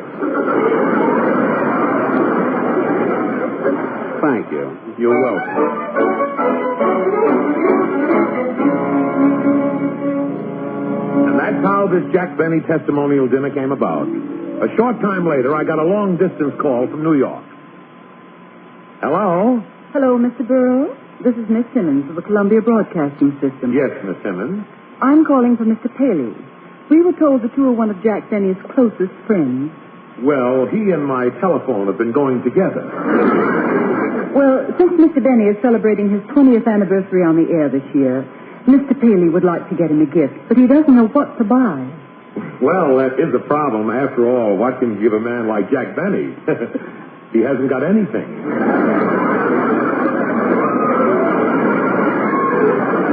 Let's see, Miss Simmons. Have you thought about giving him money? Money? Money? But Mr. Paley would like to give him something that will last. I guarantee you, when Benny gets his hands on a buck, that's the last of it. But, Mr. Burrow, money is such a cold gift. Believe me, he's not interested in heat. Well, thank you, Mr. Burrow. I'll tell Mr. Paley what you said. Would you mind laughing it up when you tell him? Yes, Mr. Burrow, Thank I you will. very, very much.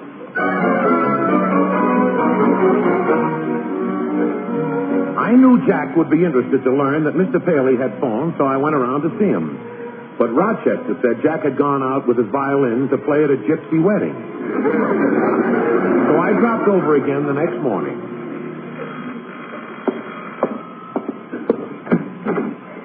Hello, Jack. Oh, Uncle Milty. Come on in. Jack, last night I got a call from Mr. Paley's secretary. It was about you. Mr. Paley's secretary? About me? What'd you say? Is he mad at me? Is he mad?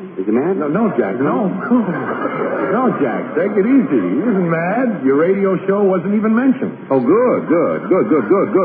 Take it, Jack, calm down, will you? Take it easy. Jack, what's the trouble? Why are you so nervous? You've been in the business for 20 years. That's why I'm nervous. Tell me, Milton, what did Mr. Paley want? What did he want? I mean, what do you want? Come on, tell me. What do you want? Well, if you stop asking me, I tell you. Now, just a minute, I'll be able to speak to you. Look, Jack, Mr. Paley wants to give you a present for your 20th anniversary on radio, and he wanted to know what I thought you would like. Naturally, I said cash. Milton, you didn't. Cash. What must he think of me? A man like Mr. Paley. I'll take his check anytime.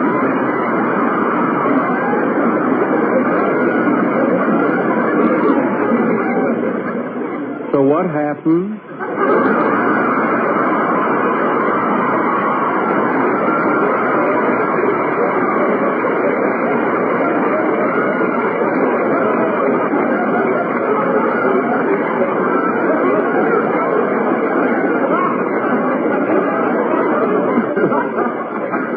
Shall I tell him? Well, I'll tell you what happened, Jack. When his secretary, when I spoke to her, she seemed to feel that money was too cold. Well, who cares about he? Jack, I already used that joke. Oh. Now, who's stealing from who? That's whom. I'm sorry. Say, Milton, not to change the subject, but when I'm in New York, I'll have a few free evenings, and I don't mind working. So if you should happen to hear of any weddings or anything, keep me in mind. All right, Jack. Well, I got to run along now. Okay. Say, if you get a chance to remind Mr. Paley about, you know what, tell him it would be very acceptable. Yes, all right. See you in New York, Jack. Yeah. So long, Milton. So long, sport. Yeah, it was a good-looking suit Milton had on. Wonder if he's got as much money as I have. Nah. Well, I might as well get back. When I hear about a gift from Mr. Paley, I get ideas.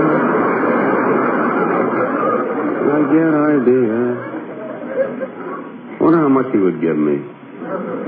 No, that'd be too much. On the hand, you never can tell. You know, after all, what's $20 to a man like Mr. Paley?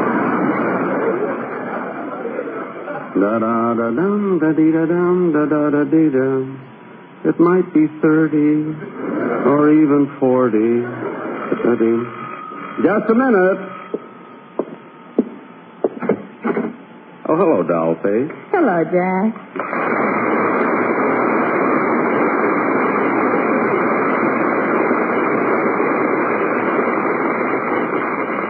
I'm all finished packing, Jack, and I thought I'd drop in and give you a hand. Gee, thanks, Mary. Come on in. I was just getting my things together. Well, here's all the stuff. Gee, what an old satchel. Well, it's a very expensive bag. It was a gift. That figures. That figures. I'm sorry. Mary, you come over here to help me or heckle me? Oh, I'm sorry. Here, I'll pack this bag for you. Bathrobes, slippers, socks, handkerchiefs, bath. See, I forgot to tell you, before you came in, Milton Berle was here, and guess what? Mr. Paley is getting me a present for my 20th anniversary. Isn't that nice? Yes, and I'm glad you reminded me, Jack. Are you taking the airline's limousine out to the airport? No, a friend of mine is going to drive me out there. Why should I ride in their limousine and sit with a lot of strangers? Well, I better pack my personal things. Hand me that, Mary. Which one? The one with the curls or the one with the bangs?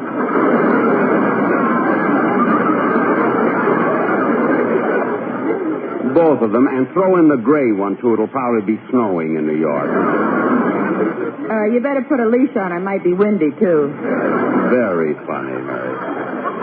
There's the door now. Busy. I should have waited until I left town before I gave Rochester his day off. Oh, I'll get it, Jack. Let's see if I've forgotten anything. Mouthwash, shoe polish, tetanus powders, vitamin pills, and pablum. And here's my bank book. Gee, the last page is almost all filled up. Da-dum, da-dum, da-dee-da-dee, da-dee-da-dee-dum. I'll need a new one. Jack, that was the fellow outside with the meat truck. Oh, that's Murray, my butcher. What did he say? Well, he has to make a few deliveries, but he'll be back in a half hour to take you to the airport.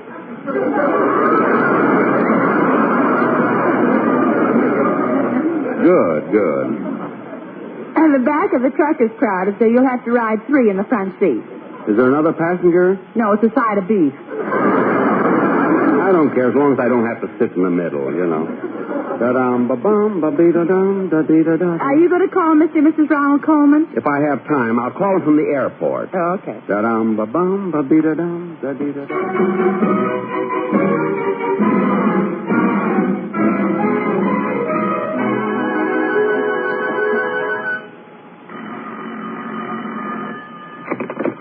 Hello? Hello, I have a call from Mr. or Mrs. Ronald Coleman. Well, this is Mrs. Coleman.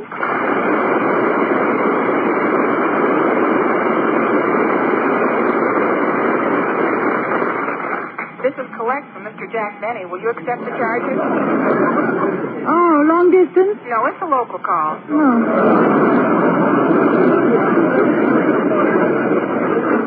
Well, all right. Wait a minute. I didn't think you could make a local call collect. Neither did I, but he talks me into it. Well, put him on. Hello? Hello, Benita? Oh, Benita, this is Jack Benny. I'm at the airport. The reason I reversed the charges is that I didn't have any change. How'd you get the operator? Somebody was here before me, and I caught the receiver in midair. Well, why are you calling, Jack? Is anything the matter? No, I just want you to do me a favor. You see, I'm leaving for New York, and I wondered, while I'm gone, if you and Ronnie would take care of my parrot. See, I hate to leave Polly in a strange pet shop. Well, I don't know. Jack, would you hold the wire? Certainly, it's your money. I mean, as long as you wish, of course. Oh, Ronnie? What is it, Benita? I have something to tell you. Have you finished shaving?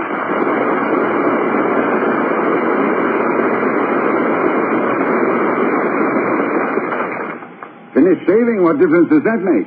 Well, I don't want to tell you while you still have the razor in your hand.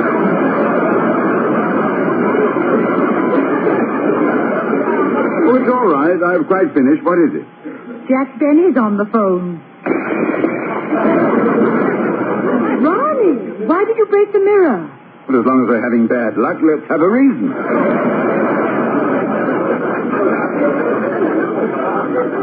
What does Mr. Benny want now? Well, he's going to New York. Good. And he wants us to take care of his parrot while he's gone. His parrot? Benita, do you think I could stand having his parrot around for the next 2 weeks singing When You Say I Beg Your Pardon and I'll Come Back to You? What? I'll talk to Benny. Now, darling, now don't get yourself all upset. Hello. Yes, Benita. This is Ronnie. Oh, hello, Ronnie. Look, I'm going to New York because the Friars Club is giving me a testimonial dinner. Jack, Benita told me what you wanted, and it's out of the question. We cannot take care of your parrot. You can't? No. And frankly, I think a request like that is an imposition on your part. Well...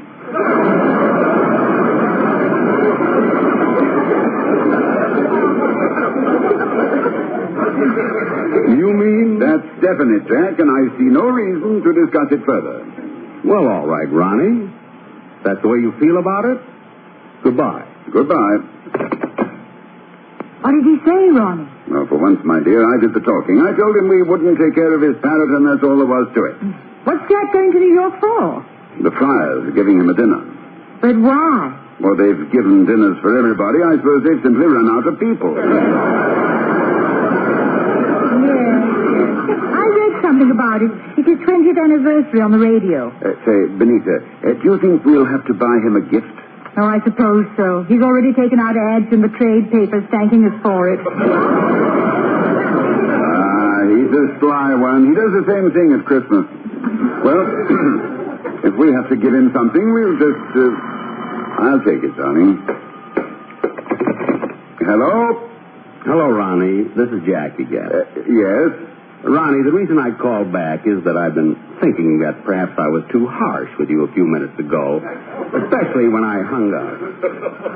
Oh, on the contrary, Jack, it was I who was harsh with you. Oh, that's just like you, Ronnie, trying to take the blame. But this time I won't let you. Oh, but I want the blame.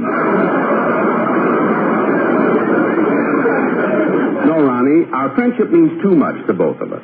Now, let's not allow a silly quarrel to come between us. And, Ronnie, you don't have to take care of my parrot. Just leave her in my house alone. No one to take care of her. No one to feed her. No one to cover her up at night. No one to change her water every day. No one to talk to her. No one to even care if she wants a cracker. Just leave her there, Ronnie. Goodbye.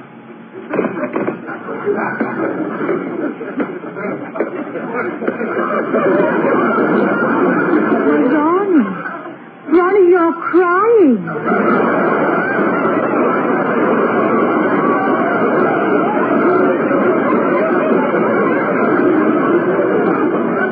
Who is that you're talking to? Bessie Davis.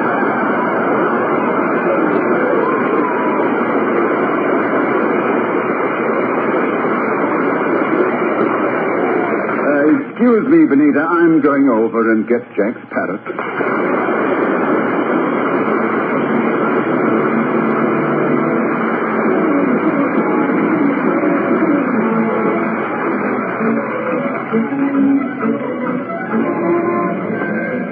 Gee, it's good to be back in New York again, walking down Broadway, the Great White Way.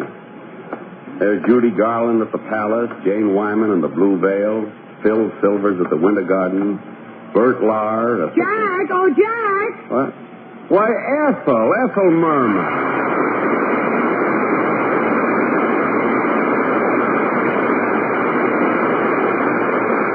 Jack, when did you get in town? A few days ago. Oh, say, Ethel, you know about the dinner the Friars are giving me for my 20th anniversary on the radio? Yes, I heard about it, and I'd love to go, but I don't think I can make it.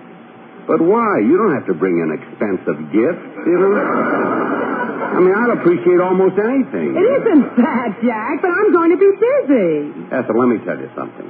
There'll be a lot of important booking agents and producers at the dinner, and who knows? If you got up and sang a few numbers, you might get yourself a job. A job? But, Jack, There are no buts. You're still a young woman, Ethel, and you should be working. You know, if you make good on a club date, you might land a part in a show. Jack, I'm trying to tell you that I'm in a show. I mean on Broadway. It is on Broadway. Call Me Madam. It's in its second year. It is? Jack, what's the last show you saw? Peg O' My Heart.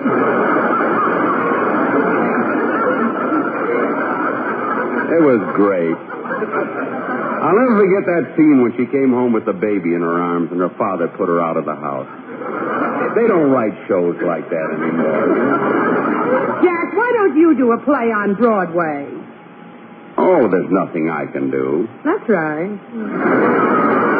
Wait a minute. Don't give up so easily.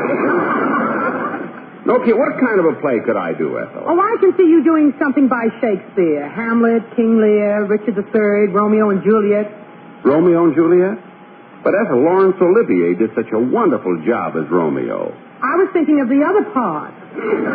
That always happens to me when I wear the curly one. Try to get to my dinner, will you, Ethel? I will, Jack. It'll be wonderful.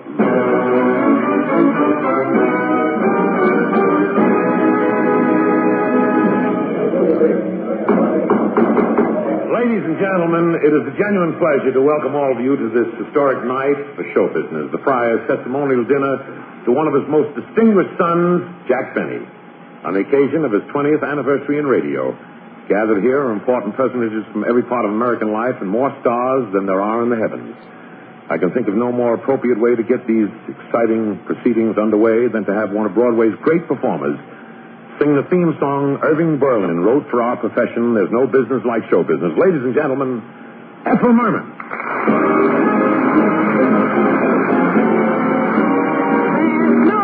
Business like show business, like no business I know. Everything about it is appealing. Everything the traffic along.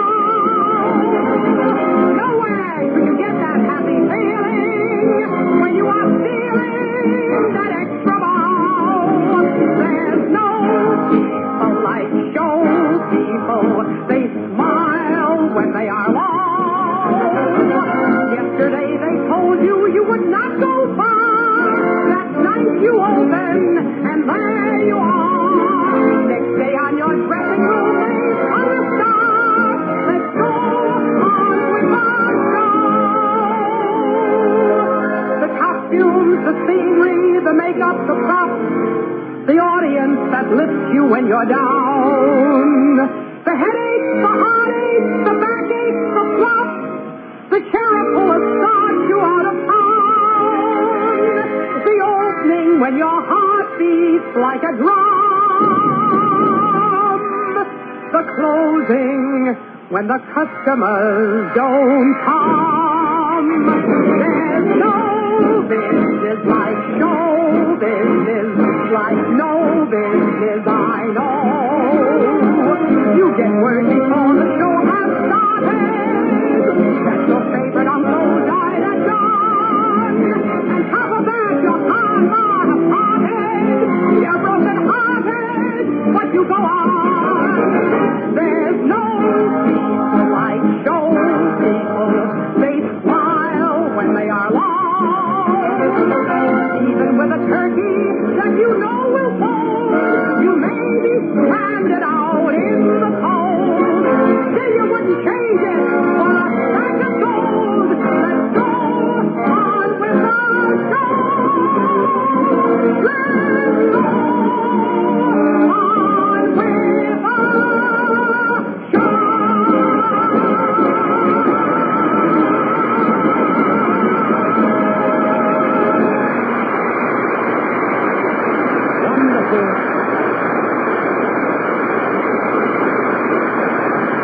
Wonderful. Thank you, Ethel Merman. That was really magnificent. And now, as abbot of the Friars, I'm very honored to introduce our next speaker, Mr. William S. Paley.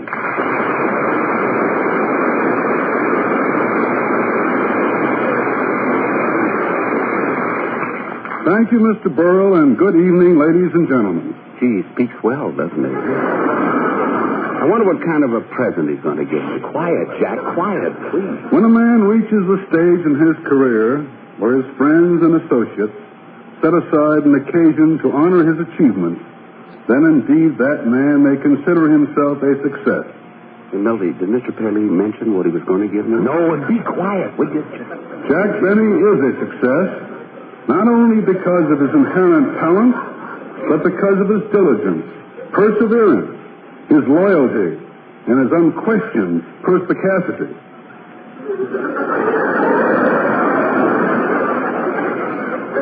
Uncle Millie, what's perspicacity? I don't know. Nobody ever called me that, and I've been a very big hit.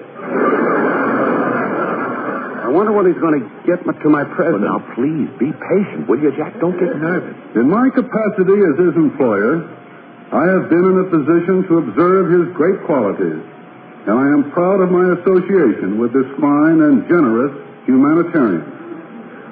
Who's he talking about now?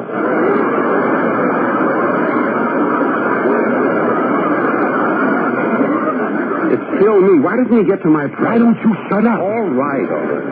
On an occasion such as this, it is customary to present the guest of honor with a gift. Here it comes, Milton. Here it comes. Jack, get down off the table. Look, Mr. Paley's putting his hand in his pocket. Da-da-da-dum, da-da-da-dum. Jack, for heaven's sake, stop it. Mr. Paley is looking at you. Will Mr. Jack Benny please rise? Get up, get up, get up. I can't. My knees are shaking. Help me, Milton, huh? Here, hold on to my arm. There you are, there you are. Jack Benny, on behalf of the Columbia Broadcasting System, as a token of our friendship and affection, I take great pleasure in presenting you with this beautiful scroll.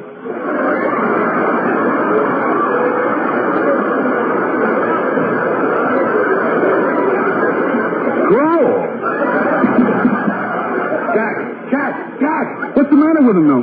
He's fainted. Let's go on with the dinner.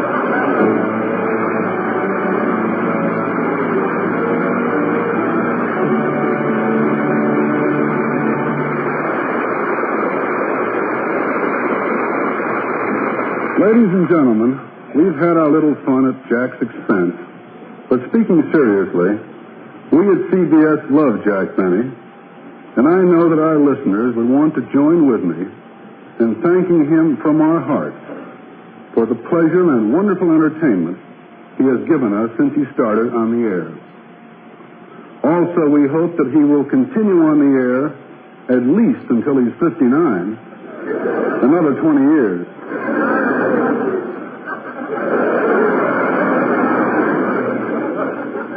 Jack has always lived up to the fine, unselfish tradition of show business. And again, he has been among the first to give of his time and talent for worthwhile causes. During the past summer, Jack went to Korea to perform for our troops who were so badly in need of entertainment. There he made friends of both GIs and generals. May we take you now to Korea, where you will hear the voice of the commanding general of the 8th Army, General James Van Fleet. As commanding general of the 8th Army, I am very happy to have this formal opportunity of expressing my appreciation to Mr. Jack Benny and his entire troop of performers for their fine work among my troops in Korea. A good soldier is a soldier who can relax at the proper time and enjoy himself. Mr. Benny and his associates afforded my command that opportunity for relaxation. Speaking for them, Jack, I know their morale was enhanced considerably by your recent visit. It's my belief that you are an American tradition in the entertainment world. In Korea, for my men, it was like seeing and meeting an old friend, because for these many years you have been coming into our American homes as our welcome guests. Thanks, Jack, for coming over. 8th Army wishes you continued years of success.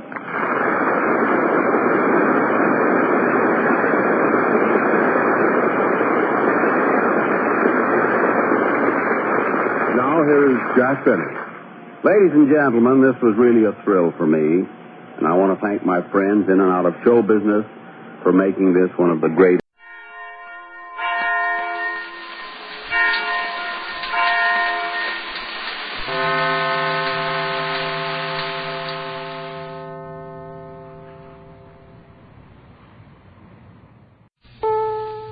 In this special closed-circuit broadcast to the managers and staffs of all CBS stations, Mr. Paley has asked that he might be the first to speak to you. Gentlemen, Mr. Paley. I have asked to speak first so that I might have the pleasure of introducing Jack Benny. In a few moments, we'll pick up Jack Benny and Amos and Andy, too, speaking in Hollywood. But before we do that, I want to take the opportunity to say something else. It is in many ways, I think, the most significant thing I could say here, and that CBS, in fact, can say to the world. It is not about the developments of the past few weeks which have happily resulted in bringing Benny to CBS so soon after Amos and Andy.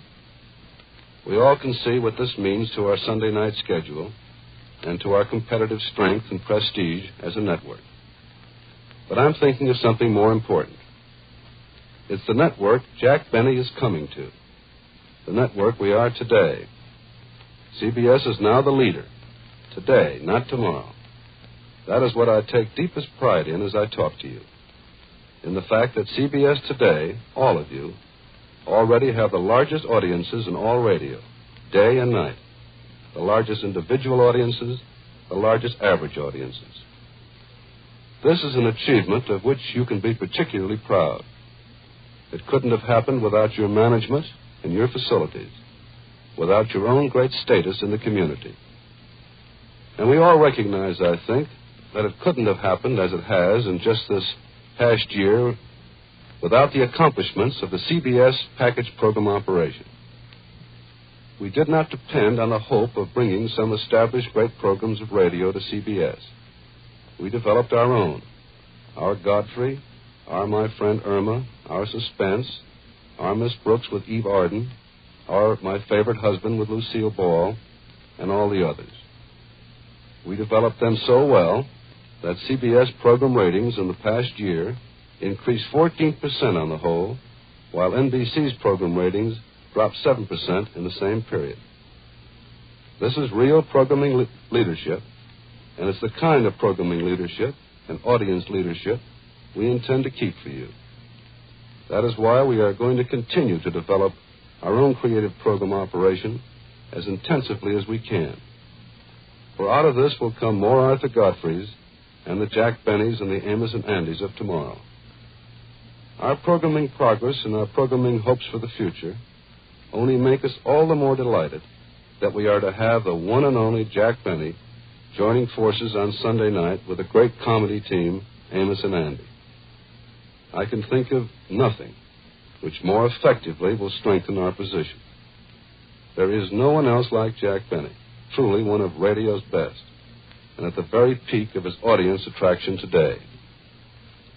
But let us hear from him now, together with Amos and Andy. And what we're going to hear, I've been told, is something unique. Jack Benny and Amos and Andy in our Hollywood studios as they prepare for this closed-circuit talk to you. I don't know exactly what they're going to say, but at any rate, it's for our ears alone. And so here they are, with my best wishes to them and to all of you for a Merry Christmas and a happy, happy New Year. I wonder if this is the studio. Well, I'll have a look. I'm sorry. There could be a sign on the door. Oh, Mr. Benny, can I help you? Yes, Amos and Andy and myself are doing a broadcast for the managers and personnel of all the CBS stations. Oh, yes. The boys are waiting for you. Studio's right down the hall. Thanks. Yada-dee-da-dum, da-dee-da-dum, da-dum, da-dee-da-dum. I couldn't help saying yes to CBS. Say, Andy, there's Jack Benny now. Oh, come in, Mr. Benny. The program's already started. Well, Amos and Andy, where's the kingfish? Right here, Miss Benny. Can I help carry your money? What's that? Well, what he is trying to say, Mr. Benny, is that all of the shows on CBS and all of the managers and personnel of all CBS stations want to welcome you to the Columbia Broadcasting System. Well, that certainly is nice of everybody. You say the program has already started? Oh, yeah. Mr. William Paley just introduced us in New York. Bill Paley? You mean he's on this broadcast, too? Yeah, sir. He is zigzagging in and out of the program from New York. He's listening to us right now. Well, He is? That's right, Miss Benny, yes. And as I was saying, isn't Bill Paley a swell guy? Say, Kingfish, that boy really thinks on his feet, don't he? He even thinks when he's sitting down. Yeah, not only Bill Paley, but everybody's so wonderful here at CBS, even the doorman. You know, the other day he spent 2 hours washing and cleaning my car, and when I tried to tip him, he wouldn't think of it. He threw the dime right back at me. Yeah, sir, they're really fine people over here. Yeah, and just think, Mr. Benny, we and you has been on the air for so many years, and now, for the first time, we'll be on the same network the same day. Yeah, sir, right next to each other, too. Oh, we're really neighbors. Yes, we can drop in on each other and borrow a cup of sugar or a joke or two. Nothing like having neighbors that are your friends. You know, I hate to take advantage of strangers. You know, he got the right idea, Kingfish. I'd like to shake his hand sometime. Yeah, but how's he going to get it out of his pocket? As you know, fellas, I just can't help thinking again what a great man Bill Paley is. I hope he's still listening. Miss Benny, you've closed your deal with CBS, ain't you? Oh, yes, I've got a contract. Well, then why do you have to keep flattering Mr. Paley? Well, that's in the contract. Yeah, well, now that we're neighbors, we can have a lot of fun together. You can come over and be a guest on our show a few times, and we can go over on your show once. Yes. Wait a minute. Why should I go on your program a few times? You come on mine only once. Well, there's more of us. Yes, but you don't have the problem that I have with my cash. See, I'm under such a heavy expense. Yeah, well, anyway, we're glad we're all together here on CBS, and me and Andy want to thank all the fine people for all the nice things they've said about us when we moved over to this network. Well, the change will be good for all of us. I did a lot of checking up, and I found that CBS is the real leader of the field. Lots of young blood, new ideas, and the executives know teamwork and how to hustle. Of course, Bill Paley is such a wonderful guy. Yeah, and we would feel the same way even if he wasn't listening. Fellas, you've been here at CBS for quite a few weeks, and you know all the angles. Tell me, when does the ghost walk? Ghost? There ain't no ghost around here. Oh, you know, the old day, the lettuce, that green stuff. What I'm trying to say is, when does that man push the little envelope through the window? Andy, he means when do we get paid? Well, that's one way of putting it. I suppose it's Sunday night right after the show. No, it's Monday morning. Oh, shucks. That means I won't get any sleep Sunday night. I'm such a worrier. Mr. Benny, if there ain't nothing else that you want to know, why we'll be seeing each other then every Sunday night. And never Monday morning. Yes. And now, fellas, we ought to say a few words directly to the executives, managers, and personnel of all the stations throughout the country that will carry our program. Drop them a few hints. Well, we can't tell them how to run their jobs. They know that better than we do. But the more listeners we have, the better off we'll all be. Station managers, salesmen, personnel. When Amos and Andy and I come through your station on Sunday nights, for God's sakes, call your friends, stop people on the streets, do anything but get them to listen. Remember, you'll be doing this not only for us and for yourselves, but you'll be doing it for Bill Paley. He's such a wonderful guy. Let's show everybody that there's only one network, and that's CBS. Well, I guess that about covers it. Amos, Andy, did I leave out anything? No, that was fine. Well, certainly was nice to get together with you. Now we better be running along again. Well, what's your hurry, fellas? Stick around. We'd like to, Mr. Benny, but we promised the Kingfish and some of the others that we'd drive them downtown. Ain't that right, fellas? Yeah, that sure is. Yeah, that's right. Sure is. Well, so long, and I'll be seeing you. So long. So long, Miss Benny. Gee, Amos and Andy are a swell bunch. Fellas, I just know we're going to have a wonderful hour on Sunday night. We return you now to New York. Thank you, Hollywood. Gentlemen, Mr. Stanton. Doesn't it sound good to hear those voices on our network lines and to know they'll be there every Sunday? But it wasn't easy to do this. For that matter, there is much still to be done, and that's what I would like to talk about. I want to tell you, in concluding this very pleasant closed-circuit meeting, something of what CBS and Jack Benny himself are going to do to meet the one tough problem immediately ahead of us. It is a job we face of switching NBC's Sunday evening audience, an audience of 17 years standing. It isn't going to be an easy job. We must move literally millions of radio families to new positions on the dial. We must change some of the oldest and strongest station listening habits in all of radio. And the challenge we face is to do it without any loss of rating for Jack Benny, even in his first CBS broadcast. In fact, we should give him an increased rating on CBS. Doing that, we can prove once and for all that the CBS stations are the best audience getters in network radio today. That is why we are going ahead with the biggest audience promotion campaign in history, to fight off NBC's own intensive promotion drive to hold their audience Sunday nights. As I think all of you know by now, CBS has taken a double-spread advertisement in the January 2nd issue of Life magazine featuring a picture of Benny, which is the largest picture ever to appear in Life. This ad also names all your stations, too. $37,000 worth of impact in this one advertisement alone. Jack Benny is being exceedingly cooperative in helping us to switch his audience. During Christmas week, he is going to make live appearances on 5 of our big audience shows. On the Lux program Monday night, on Suspense Thursday, on the Bob Crosby Show Friday, on Saturday afternoon during the intermission of the Rose Bowl game, and on the Gene Autry Show in its new time on Saturday, January 1st.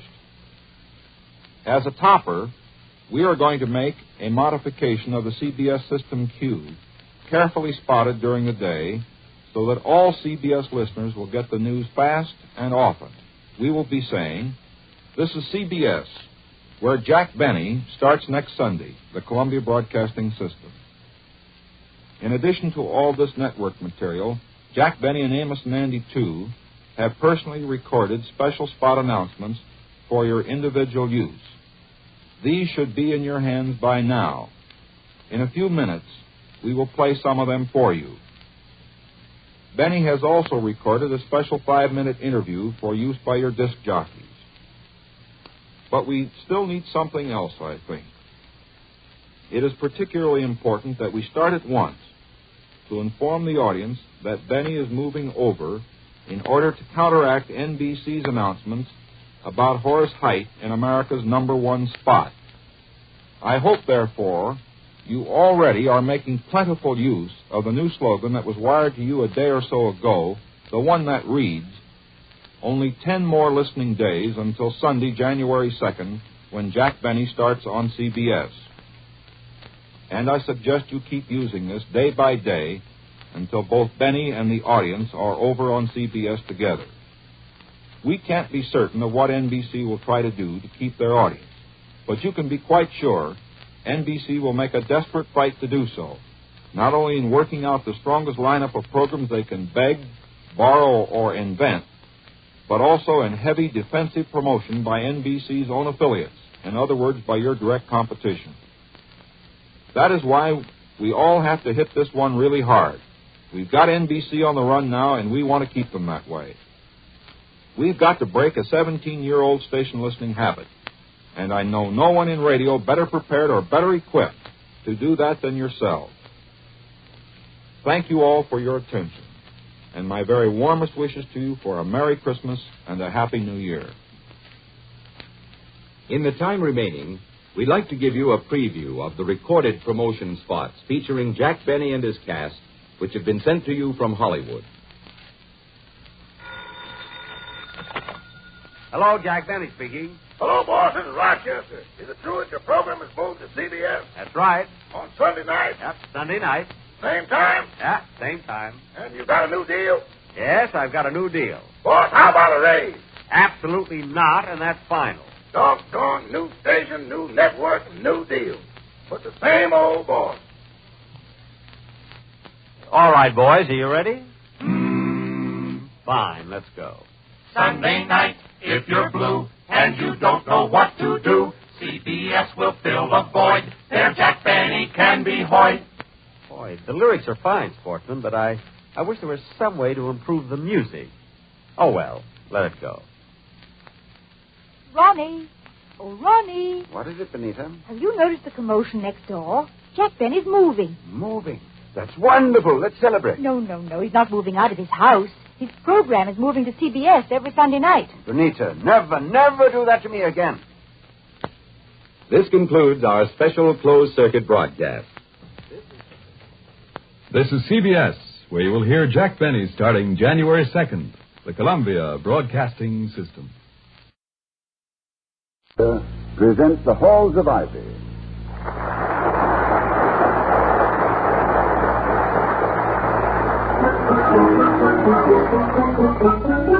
If you like good beer, do as millions of people are doing all over the country. Ask for Schlitz, the beer that made Milwaukee famous. Schlitz tastes so good to so many people that it's the largest selling beer in America. It has to be fine to be first. And now, the Halls of Ivy. We love the Halls of Ivy that surround us here today, and we will not forget who we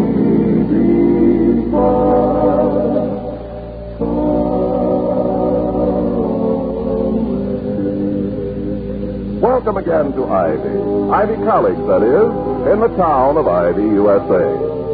Ivy's president, Dr. William Todhunter Hall, was a guest last night at a civic banquet. He went perforce and came home persuaded. As he tells his wife, Victoria, former reigning beauty of the London stage this morning, Frankly, my darling, I enjoyed it. Perhaps I've mellowed with age or been weakened by the final weeks of the school year. And perhaps until now I haven't entered into the spirit of Call Me Bill, and did you hear the one about the conductor in the mink coat? But the fact remains that I had a most pleasant evening. What was the decoration on the fruit cup? You mean did they serve the inevitable half a maraschino cherry? Uh-huh. Yes, they did. And I ate mine and liked it. Oh, Toddy, you are mellowing. Yes. I've heard you fly into the most spectacular races with those half cherries. I know. Ordinarily, half a cherry on a fruit cocktail infuriates me. It seems to say, if I were a whole cherry, old man, you'd not be able to appreciate the delightful repast which follows. However, last night the food was edible. The coffee was hot and good. The speeches were amusing, and except for one minor incident, I hope I'm not interrupting. Interrupting what, for goodness sake? I wasn't saying anything. I know. You're being very polite, darling, but in your beautiful eyes there is that look which says, I wish you'd finish that interminable story because I have a funnier one. No, you never tell interminable stories. For me, they're much too terminable. Now, what was the minor incident? Oh, it was so minor it will keep. Now, what's your funny story? Well, it isn't funny. It's just interesting. Do you remember that painting Mrs. Quintanan showed us the other night? Oh, you mean the original oil by some alleged artist named Ramon Ricardo? The one which looks as if he'd painted it while wearing boxing gloves. And then walked on it with muddy galoshes. You mean you didn't like it? Vicky, my sweet, I have seen better composition on a hotel bath mat. That painting was atrocious. Well, for good heavens, I thought you were mad about it after what you told Mrs. Quintanan. Well, just what did I say? Well, you said it was well, you seemed to think that, it's just the way you stood there. You mean that wasn't rapture? Rapture was hardly the emotion which gripped me. It was more like vertigo. And believe me, if I'd known vertigo, I'd have gone.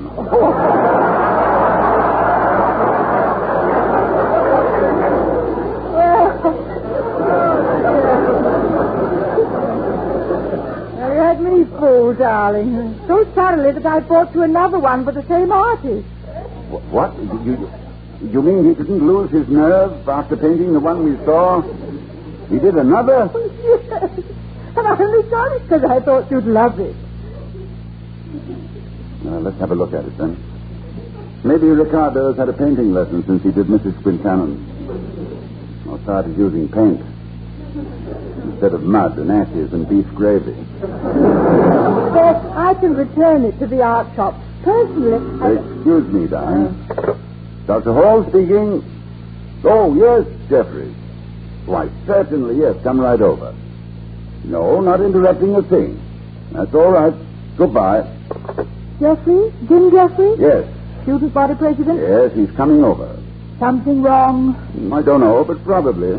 I am seldom begged for a quick interview unless there's a wrangle on the quadrangle.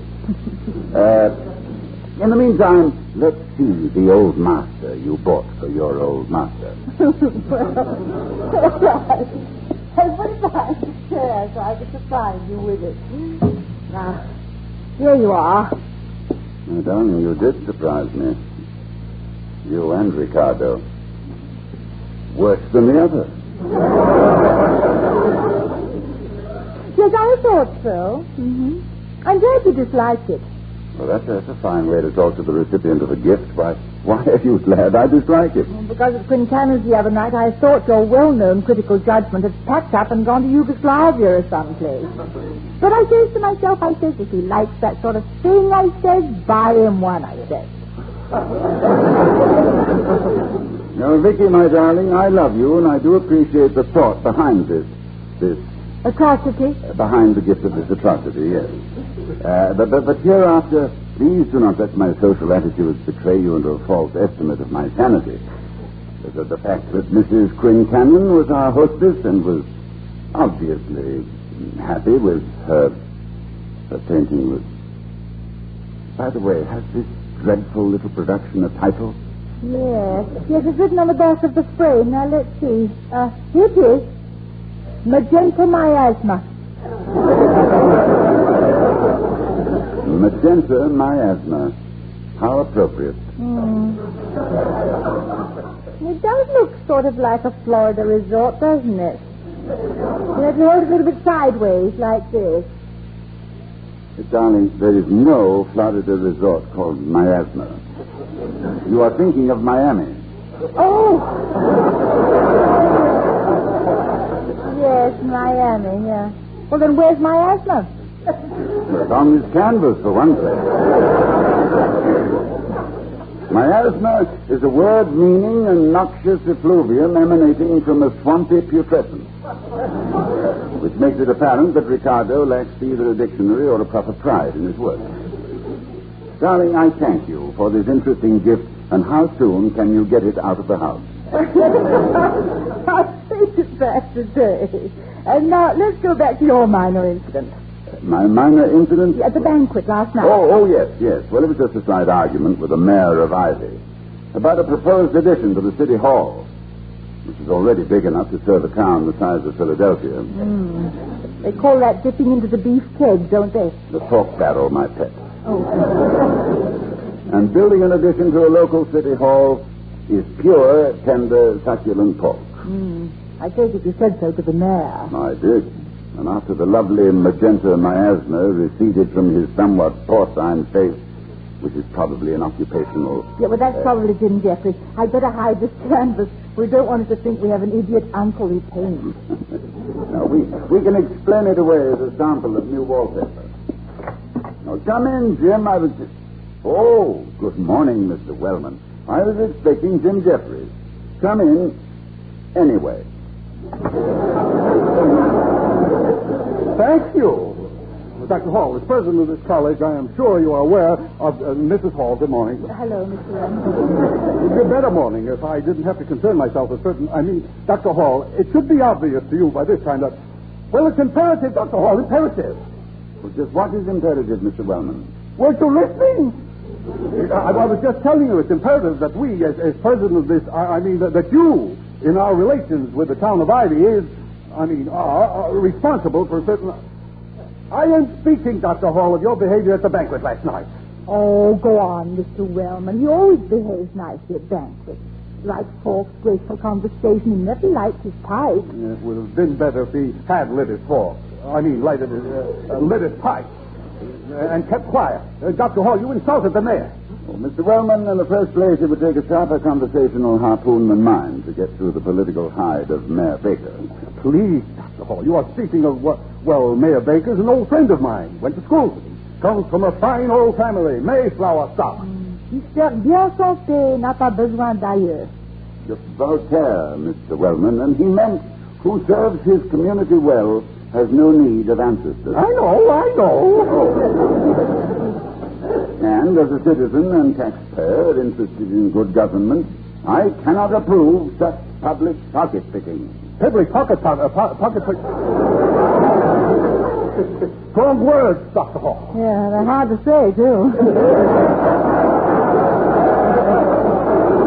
As a member of the city council, I resent it. The addition to the city hall has been a lifelong dream of Mayor Baker. He wants to take pride in this city. He wants to take, let's face it. Please, Mrs. Hall, I know Mayor Baker. You do not. And I want to be the first to congratulate me. Leaving his honor's honor a moment, what is the point you are trying to make, Mr. Wellman? The point I am making, Dr. Hall, is that from now on, officially, Ivy College will adopt a closed-mouth policy on all such public matters. Is that fair? Well, the statement's clear enough, but the attitude you recommend, Mr. Wellman, is dangerous and unrealistic, and the cause of more political evils than anything I can imagine. You advocate apathy, disinterest, and public silence in the face of malfeasance. I advocate minding our own collegiate business, Dr. Hall. Nothing more, nothing less. I advocate it both as chairman of Ivy's Board of Governors and as a member of the Ivy City Council. And as chairman of the Board of Governors, a word to the wise. Good day. You know, I think Mr. Wellman is one of the most resistible characters I ever knew. Do you suppose he's getting a slice of that graft? No, I don't. No matter how misplaced his loyalties or how distorted his viewpoints, I think the man's absolutely honest. You mean he's honest according to his life? but he drives a lot with his dimmers on. Well, there's something like that, yes. I credit Mr. Wellman with judging Mayor Baker by Wellman and not Baker standards. Use every man after his deserts, and who should escape whipping? Use them after your own honor and dignity. The less they deserve, the more merit is in your bounty. Hamlet. Good for you, darling. How did you know? It was his turn. Whose turn? It was Hamlet. Oh. Whenever anybody asks me what's that from, I always say either Hamlet or the Bible. It was Hamlet's turn.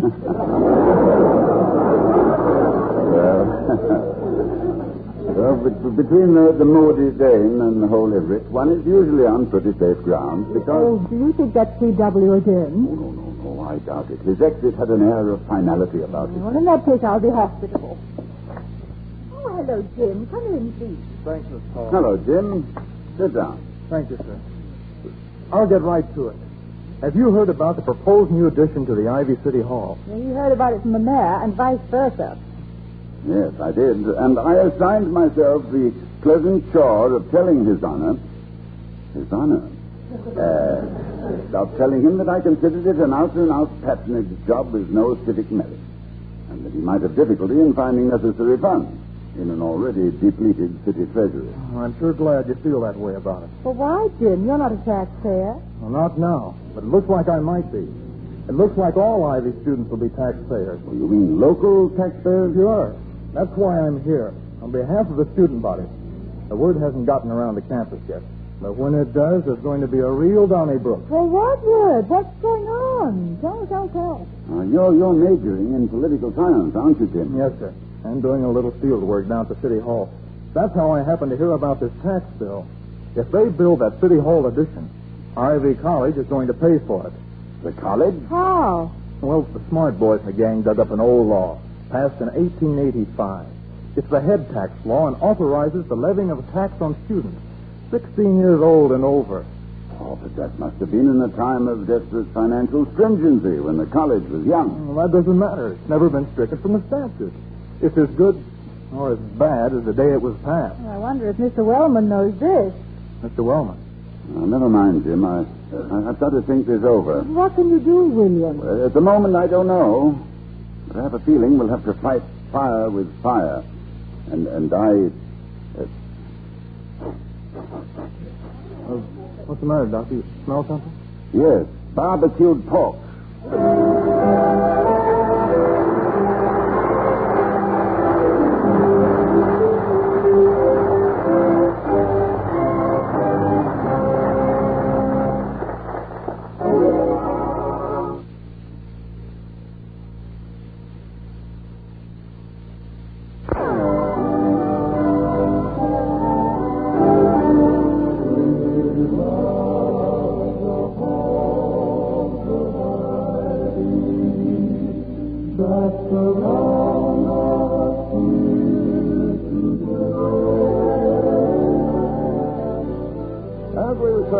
Of Ivy, it's early afternoon, and we find Dr. Hall, who's up in arms over the town of Ivy's revival of an old law which would permit the taxation of college students, just entering the mayor's office. The mayor, the Honorable Francis X. Baker, welcomes him with professional heartiness. Bill, it's great to see you, just great. Come on in and sit down. You don't come in often enough.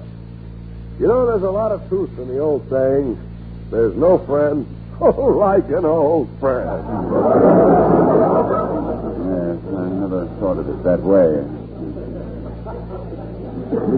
The quotation marks around a cliche are merely the crow's feet of weary repetition. How true, how true. That's the old Billy Hall. Never catch him without a quote. Yes, I have another one. James Russell Lowell.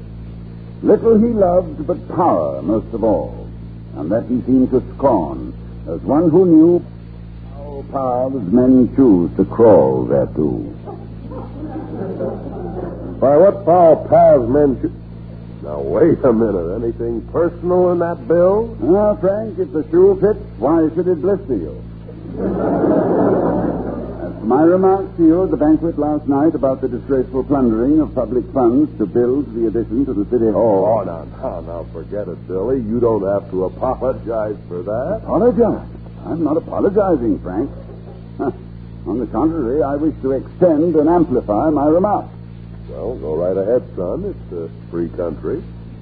For a free country, you're trying your best to make it expensive. For the taxpayers. This ghost law you've exhumed, the head tax of 1885. Oh, no. Hold everything, Billy. I didn't dig up any ghost law. That's a very live statute. Never been off the books. There's also a law still in the books which demands that every horseless carriage be preceded at a distance of 20 feet by a man carrying a red flag or a lantern. Are you planning to enforce that, too? No, but I would if it would help me build a wing on the city hall. Why is the building of this new wing so imperative? I consider it a flagrant abuse of office. A flagrant abuse of... You have revived an emergency law passed 65 years ago. Passed during a desperate period for a specific purpose. And you are using it, illegally perhaps, but unethically certainly, to implement a raid on public funds to pay for a needless piece of construction. And the students of my college are the prospective victims of this fraud. Well, I've been mayor of this town for a long time. My record is clean. My administration... Oh, I'm not referring to your past record. Whatever it is. I am talking about the business coming up in the city council tomorrow. Permitting a city tax on students 16 years and over. Well, I'm only the mayor, Billy Boy. I don't control the city council. We need additional revenue at this time for civic projects. In this case, a permanent and useful testimonial to my tenure of office. Well, that's a very neat euphemism. How would you describe the Brinks Express robbery in Boston? As a transfer of funds from the temporary custodian for a more equitable distribution among deserving, if unknown, citizens? You're quibbling. Am I? Now, let's face facts. The city needs money. And we can collect it legally according to a definite statute passed for a similar purpose at another period. Now, it's an outrageous example of venal politics.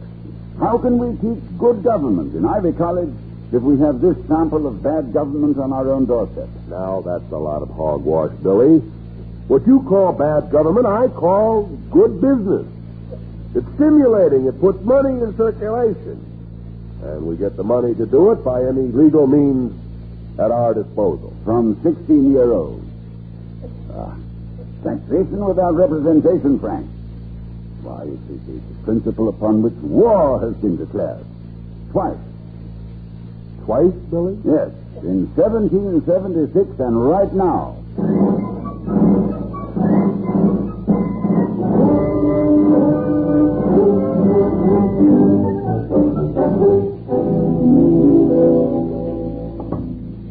Hello, darling. How did it go? Did his dubious honor weep over his misdeeds and promise to be a good boy? No, I can see he didn't. No, he not only didn't, but he kept calling me Billy Boy. Well, it was friendly anyway. Perhaps, but I felt like butting people on my way home.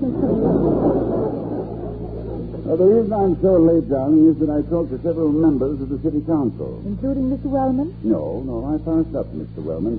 He's not a man to reason with. With whom to reason? Either one. Yeah, well, but you say he thinks he's absolutely honest. Doesn't he realize what this will do to Ivy? Thinks it even closed the school? I always find it hard to realize what Mr. Wellman realizes. I feel right now like a man in a small dory with a hurricane coming up. Well, maybe your dory is not so hunky right now, dear. But you'll think of something. If I do, I better hurry, and I wish I could share your confidence that, What do you mean, What are you staring at? Oh, that painting. You didn't have time to return it? Oh, no, I'll take it back in the morning. doesn't grow on you, does it? You can't say that it does. Are you sure you have it right side up? I don't think it has any right side up. That's the side up it was up in the shop. Well, no wire on the back to suggest which side the painter thought was the top or bottom? I'd like to strike out the word painter. Two ladies already struck out. Well, perhaps I'm a Philistine, Vicky, but I think representational art that has required some basic study of drawing and color is representation. Now, that's good. You keep looking at it, darling. It's just phony enough to make Mayor Baker look legitimate. I see who's at the door. What was that I was just saying? It seems to me I had a significant thought somewhere. Well, oh, hello, Jim. Hello, Doctor. Did you have any luck with the mayor today? My report is embarrassingly negative. I'm afraid my persuasive powers have deserted me. Well, that's not good. The word's out, Doctor. There's been a big meeting called at the gym tonight. I don't like to think what might happen if all our students descend on this town. Something's got to be done. Yes, you're right. Taxation without representation. Wait a minute. That's it, of course. The painting. The painting? What painting? What are you talking about, dear? A possible solution. Dr. Hall, are you sure you heard what I said? This could turn out to be a case of mob violence. Well, Jim, you were elected president of this student body because you have the qualities of a leader. Now, I want you to get down there to that gymnasium and be one. I have a couple of phone calls to make, but if what I suspect is true, there'll be no reason for a riot. That tax bill will never be passed. Well, if you say so, Doctor. I'm 99% certain. Now get going and come back and report to me. Okay. Goodbye. I go blindly, but I go. Hardy, what is this about? Taxation without representation. It can't be. Excuse me, darling. I just want to make this call. Hello, Registrar's office? This is Dr. Hall. Yes, you can help me. I want to know the exact figures on the...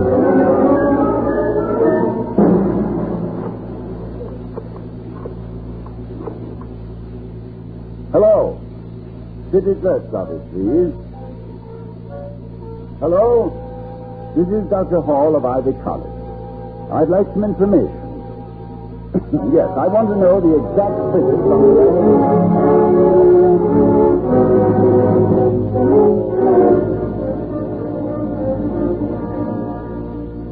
Good afternoon, Mrs. Hall, Dr. Hall. Verman. I have good news, Dr. Hall. Very good news. Splendid news. I'm very About glad. this terrible tax bill which came up before the city council today. It won't last, Dr. Hall, never.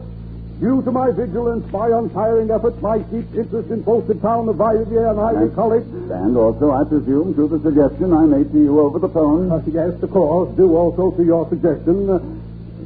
Thank you, incidentally. But as I was saying, due to my vigilance, the students of Ivy College will not be taxed. Ridiculous idea in the first place. And I'm surprised that Mayor Baker, an old schoolmate of mine, could. I mean, we don't need a City Hall addition, Dr. Hall. And you cannot convince me that we do. Might as well give up, William. You can't put over that dreadful tax bill of yours. What happened, Mr. Wellman? What happened is that, the mayor vetoed the tax bill. Oh, then it was passed by the city council. I am not the only member on it, Mrs. Hall. It was enough that I got to the mayor. Of course it was, Mr. Wellman, and I appreciate your effort. You've done a noble service for this school. It was nothing, Dr. Hall. What do I mean, nothing? It was tremendous. Well, goodbye.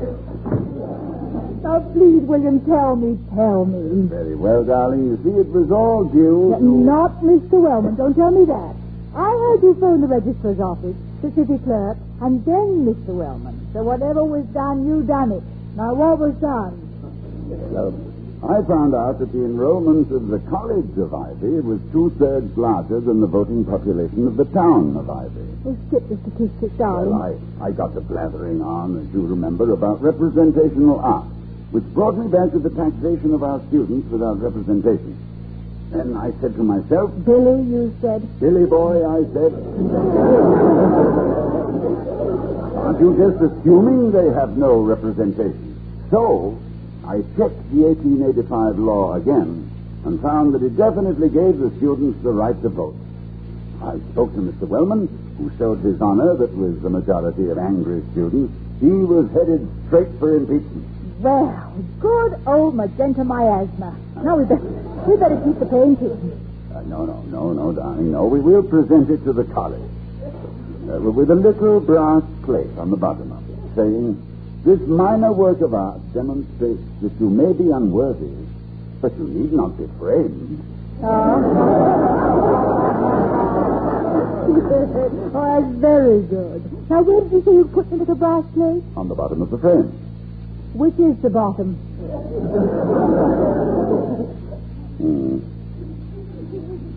Darling, I'll let you decide. I solved my problem. This one's yours.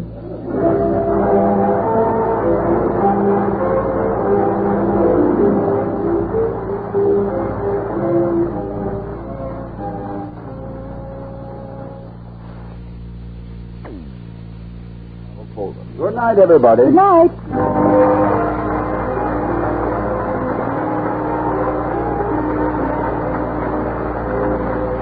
We'll be seeing you next week at this same time at the Halls of Ivy, starring Mr. and Mrs. Ronald Colman. Mr. Wellman is played by Herbert Butterfield. Others in our cast were Jim Backus and Bill Mims.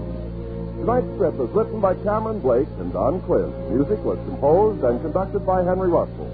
The Halls of Ivy was created by Don Quinn, directed by Nat Wolf, and presented transcribed by the Joseph Fritz Brewing Company of Milwaukee, Wisconsin. We invite you to enjoy the Pulitzer Prize Playhouse on television on Friday night. Ken Carpenter speaking.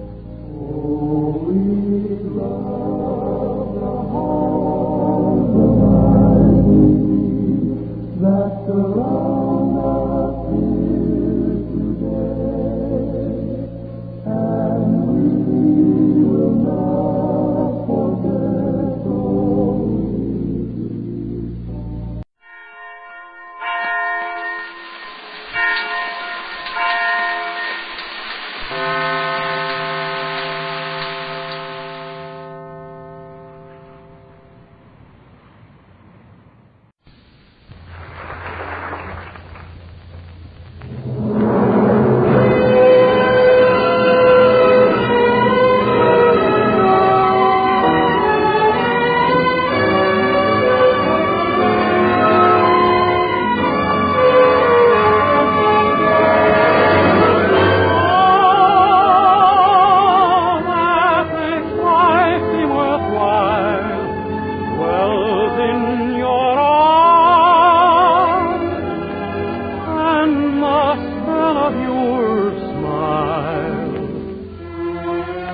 Ladies and gentlemen, Colgate Dental Cream presents the new Dennis Day Show, written by Frank Galen, with Sharon Douglas, Dink Trout, John Brown, Elliott Lewis, Joe Forte, Charles Dant in the orchestra, yours truly, Vern Smith, and starring the popular singer of the Jack Benny Show in A Day in the Life of Dennis Day.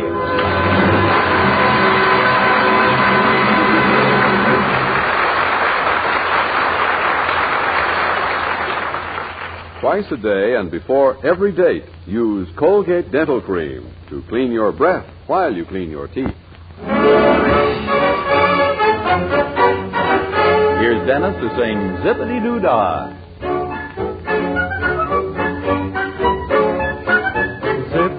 Zippity-doo-dah, zippity-ay. My, oh my, what a wonderful day.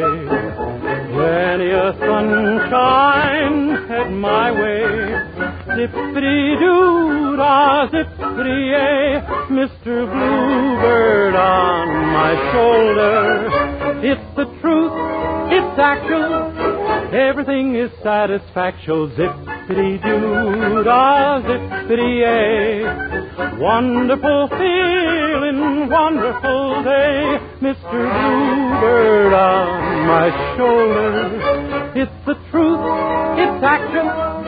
Everything is satisfactual. Zippity-doo-dah, zippity-ay. Wonderful feeling, wonderful day.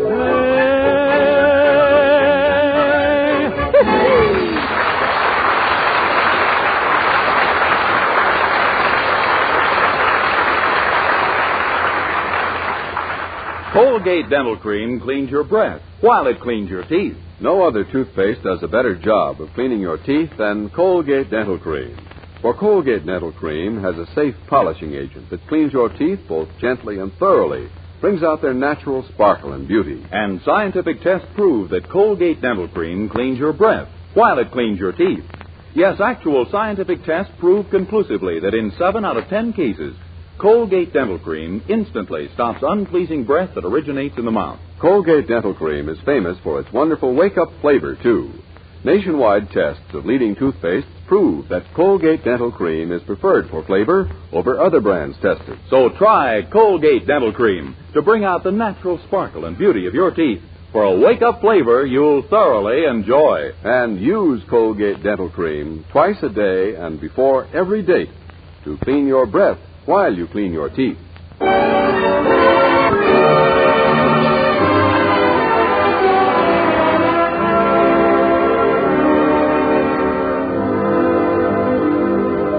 Well, as you know, Dennis Day rooms at the Anderson boarding house in Weaverville, which is run, along with all its occupants, by Mrs. Anderson. But Mrs. Anderson isn't home this weekend. She's gone up to Middletown for the yearly pre-Thanksgiving pageant presented by the Middletown Little Theater League. Does Mr. Anderson miss his wife, you ask? Just listen. Well, it's nearly 8 o'clock, Mildred. Oh, I must be off for the lecture downtown. Oh, it should be, Daddy. When I dusted your dresser, I saw the name of the lecturer on the ticket. Tassos Latour, the Platinum Ball of Fire. Well, yes, she's a very interesting speaker. You know, you better not let Mother hear you've been to a burlesque show. Oh, I know. I nearly gave myself away last time she went up to Middleton, too. Really? Yes. When she came in the house and took off her hat and coat, I applauded. But Mrs. Anderson wasn't the only Weaverville visitor at the Middletown pageant this year. There was also Dennis's boss, Mr. Willoughby. Mr. Willoughby, however, doesn't seem too happy about his trip. When I went away, I left Dennis in charge of the drugstore. For that, I ought to have my head examined. I hadn't been out of the place 10 minutes before he came in to see me. Of course, Dennis stepped right up. Good morning, sir. No, sir, he's away, but if I can help you, I'm sure you can, young man. I can see at a glance that you are bright and intelligent, a hustler and a go-getter with vision. In short, you are a man of distinction. Is that correct? No, sir, I never touched the stuff. What I mean is, you're a man who knows a good proposition when he hears one. How much is your salary here? $8 a week plus 10% commission on everything I sell over my quota. I see. Then your salary and commission together come to... $8 a week. Well, what would you think of a scheme that could raise that salary to $12 a week? Maybe 14, maybe even 15. $15 a week? Little plan? No, sir. If there's that much money in it, it can't be honest. Oh, but it is, my friend. You see, I represent WEAV, Weaverville's new radio station. We can double this store's business overnight. And if Mr. Willoughby makes more money, you make more money. Your station can double our business? Certainly. You don't know the power of radio, my boy. Now, for instance, you listen to the Jack Benny program on your radio, don't you? Jack Benny? No, sir. You don't? No, sir. For some reason, I'm never home. Well, Jack Benny goes on the air every Sunday night and spells out LSMFT. LSMFT. Next day, millions of people go into stores and ask for the product. Really? I wouldn't even know how to pronounce it. Well, the point is we've signed up every progressive merchant in Weaverville for our opening program. Surely your boss wouldn't want to be left out. Oh, no, sir. Good. Here's a pen. Sign right here. Okay. There you are. Fine. You now have 15 minutes on Tuesday night to put on any sort of program you wish. Oh, thank you, sir. This is awfully nice of you. Not at all. Just tell your boss to mail his check to the station. His check? You mean you charge people to go on the radio? Certainly. 15 minutes comes to $150. You see, time on the air is very valuable property, and we... Say, were your eyes crossed like that when I came in? You don't know my boss. You better give me back that paper. Oh, no, this is a legal contract, pal. You can tell your boss about it. You'll be listening in on Tuesday night, of course. Yes, sir. If they have radios...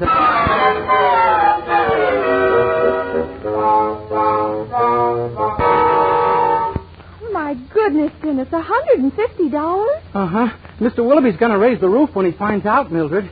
But maybe a radio show isn't such a bad idea for the Benny has done for his sponsors. Yeah, but Mr. Willoughby doesn't feel the same way about money as Jack Benny's sponsor. He feels the same... Oh, golly, if we only had a good radio program to submit to Mr. Willoughby, he might put it on the air. Yeah, but where can we get one? You're going upstairs right now and write one. Me? Golly, Mildred, I couldn't write a radio program paper. Dennis, I'll get you paper. Now, write a dramatic show, like those morning serials, you know. Make it homey and sweet and down to earth, but original. Original? Yes, don't do one about life. Uh-huh. And another one is about a reporter, and there's one about an intern. You think of something that hasn't been written. Okay.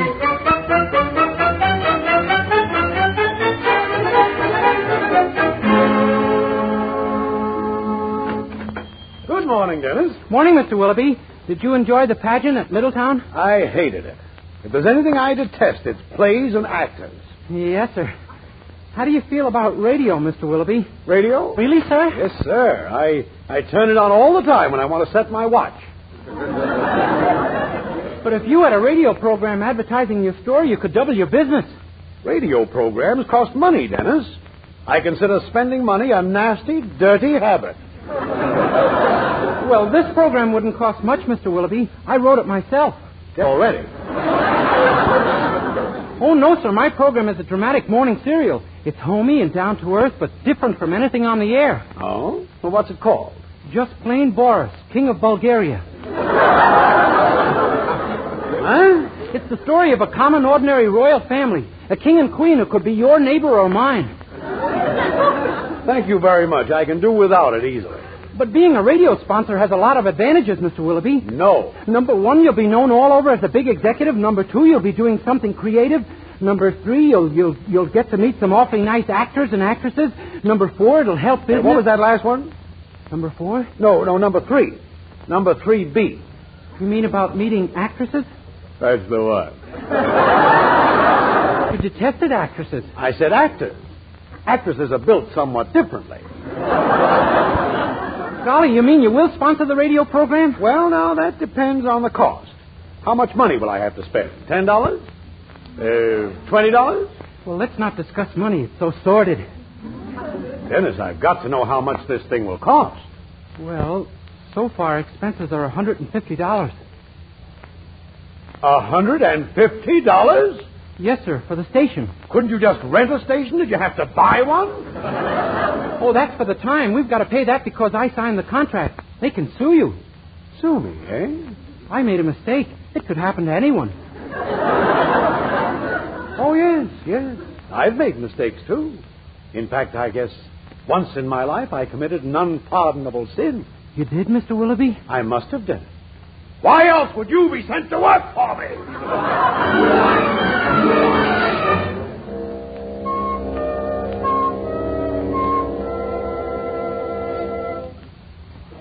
Oh, but he was awfully mad. Oh, but he agreed to put on the show, huh? Well, he'll have to pay for the time, but how can I get actors for nothing? Oh, golly. Let's see now. If only Mr. Willoughby hadn't let me mind the store when he went to Middletown to see the little theater pageant. The Middletown Little Theater Pageant, that's it. Again, I said something? Sure. There are the actors for your program. But they wouldn't act for nothing. Well, they might for, we'll say, a big Hollywood producer. Where are we going to get a big Hollywood producer? We have one. You. Me? Yes. All you have to do is go over to Middletown and claim you're a big shot from Hollywood. Well, I'll try it. But I hope they don't notice my pants or they'll know I'm not from Hollywood. Your pants? What's the matter with your pants? They match my coat.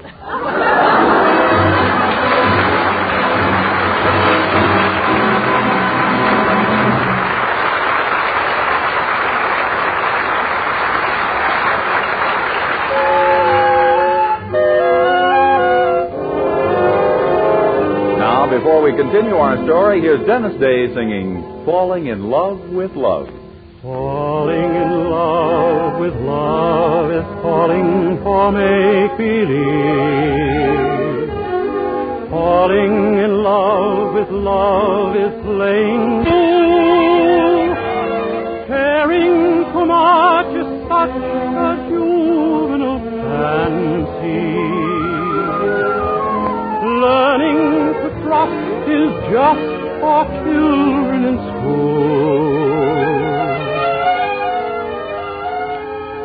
I fell in love with love one night when the moon was full. I was unwise with eyes unable to see. I fell in love with love everlasting. But love fell out with me. I fell in love with love one night when the moon was full. I was unwise with eyes unable to see.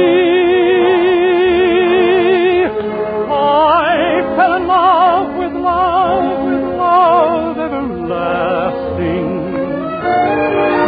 Oh, love fell out with me.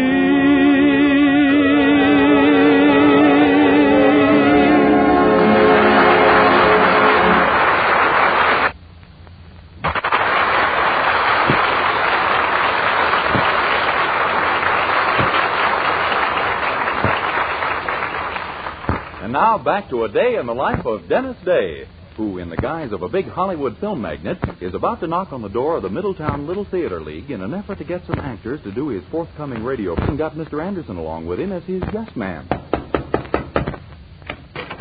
Yes? How do you do, my good man? I'm Orson Metro Day, the big Hollywood producer from Hollywood. From Hollywood? Yes, it's located right near L.A., or as the tourists put it, Los Angeles. You see, we movie folks always call it L.A. It saves so much of our valuable time. Well, come in, gentlemen, come in. Ah, but this is thrilling. To think that a great Hollywood producer should call upon me, an humble actor, who has gained undying fame on the stages of the world, who has appeared before the crowned heads of Europe, and who in 1928 received a write-up over 3 inches long in Variety. Variety? The horse racing paper, old boy. Oh, yes, O.D. Ah, how I envy you living in Hollywood, that fabulous land. I suppose you're at Grauman's Chinese all the time. Oh, yes, I wouldn't send my shirts anywhere else. Your shirts? Well, Mr. Day is a little confused. Your town is quite a change after Hollywood. Oh, yes, it must be. Mr. Day, do you live near Beverly Hills? Oh, yes, indeed. Hollywood, Mr. Day? Of course, Margot. I was sitting in the brown derby with my feet in the cement. Well, Mr. Visit, is it a business call? Yes, my friend. I'm always in the market for talent. When I saw your pageant, I said to myself, there's the man for the new picture you're making at Goldwyn Studios. Or as I always call it, Sam's Place. I'm very much flattered. However, I've been expecting a picture offer for some time, naturally. Shall we discuss remuneration? Remuneration? He'd like to discuss remuneration, Anderson. Remuneration? Oh, yes, O.D.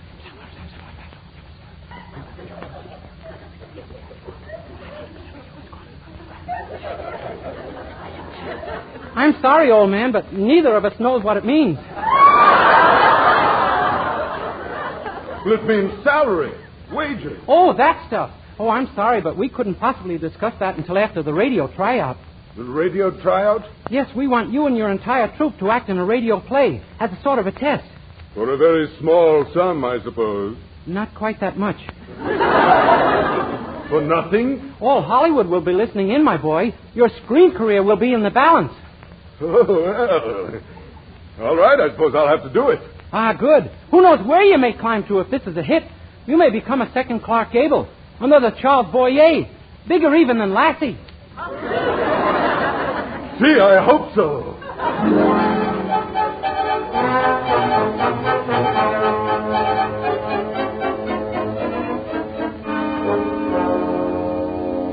Well, tonight's the big night, Dennis. Got your cast all lined up? Oh, yes, Mr. Willoughby. We're all ready to go. Good. I've been reading your script, and I took the liberty of making a few very minor changes. Just trivial things, you know. I hope you don't mind. Oh, no, sir. Now, for instance, you have the hero marrying Margaret at the end. I had him marry Geraldine.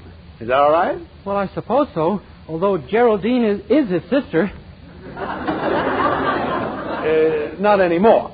I changed it so they hardly know each other. But they have to know each other. They live in the palace together. Oh, it isn't the palace now. It's a shoe factory. And Geraldine just works there. But it was in the palace that the Greek discovered the missing pearl in the royal chambers on Saturday morning. He finds it now in a sewer. Only it isn't a pearl, it's the Mona Lisa. And he isn't a Greek anymore. He's a Democrat. More interesting, don't you think? Yes, sir. After all, they're only minor changes. It still takes place on Saturday morning. Yes, that's true. Did you make any other changes? Well, that's all, except for a small one on page 20. You know where the Russian comes in and says, da? Yes, sir. You changed that line? Oh, no. That line is perfect. Oh, thank you, sir. I just cut out the rest of the page. I also put a new title on the story. I hope you don't mind these trivial little changes. Oh, no, sir. Well, I better get the fountain cleaned. We'll be on the air in an hour. Good evening, sir. I'd like some grease paint, please. Oh, my gosh. My star actor. The clerk will wait on you, sir. He's behind the soda fountain. Oh, very well. Clark, I'd like some grease paint, please. We haven't got any. Try down the street. Do you mind taking your head out of that ice cream can? I can't hear what you're saying. Dennis, take your head out of the ice cream can. Yes, sir. That's better now.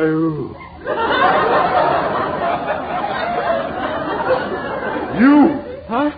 Why, you're Orson Metro Day. Who? Oh, you must mean my uncle, Orson Day, the movie producer. Your uncle?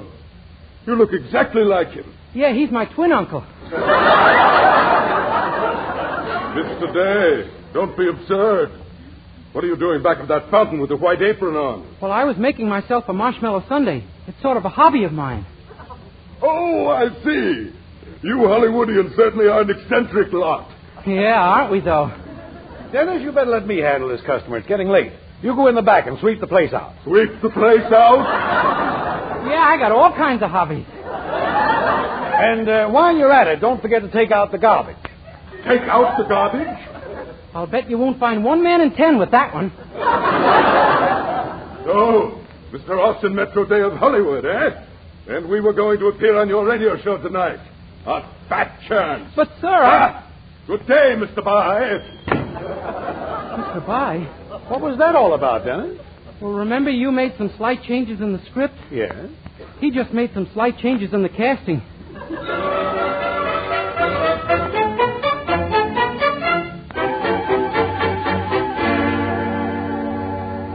Stand by with the Willoughby Drugstore program, folks. You're on in 10 seconds. Golly, 10 seconds. Gosh, Mr. Willoughby, what are we going to do? We have no actors. Dennis, this program is going on the air even if you have to play all the parts yourself. But, Mr. Willoughby... Oh, you can do it, Dennis. I'll play the girl's part and you play all the men. Oh, no, Mildred, You're on the air.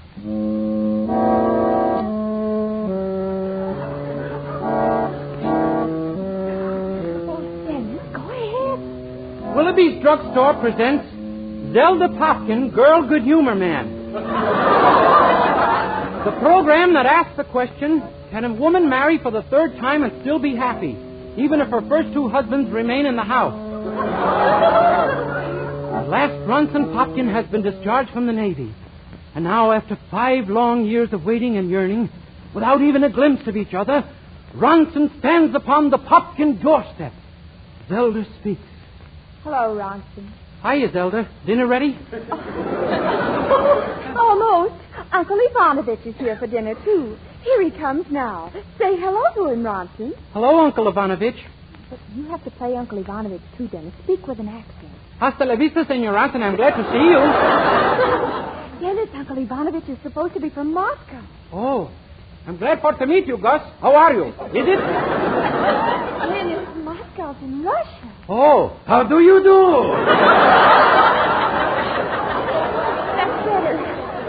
Oh, well, we have quite a crowd for dinner tonight, Ronson. Uncle Ivanovich brought our cousin Louis from the Bronx with him. I'm Cousin Louis from the Bronx, too? Yes. Evening, folks. How y'all? And look, Ronson. Bronx, and here comes Grandpa downstairs. Hello, Grandpa. Evening, Sonny. Sure is a mighty cold night. Yes, indeed. Sure is. Yes, sure. Go ahead.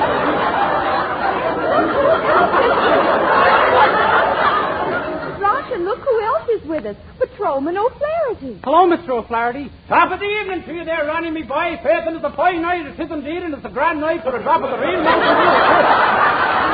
do declare. Why, Ronson, see who's coming up the walk. Oh, no, Mildred, I can't do that. But you've got to, Dennis. Ronson, see who's coming up the walk. Well, you sit here, Mr. O'Flaherty. Sure thing, sport. I said Mr. O'Flaherty, Dennis. Oh, pardon me. Evening, folks. How y'all? No, Dennis. How do you do? Oh, Dennis, you imbecile. Give me that script. I'll do it. Read your last line again, Mildred. You sit here, Mr. O'Flaherty. Si, senor. Mr. Oui, monsieur. Try your own, mein Herr. Oh, shut up. Please, the music, somebody. Get us out of this. For heaven's sake.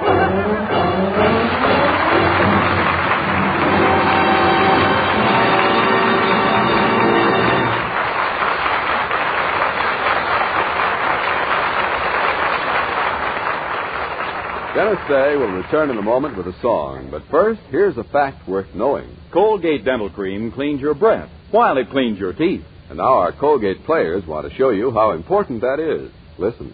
It's just definitely not fair, Claire.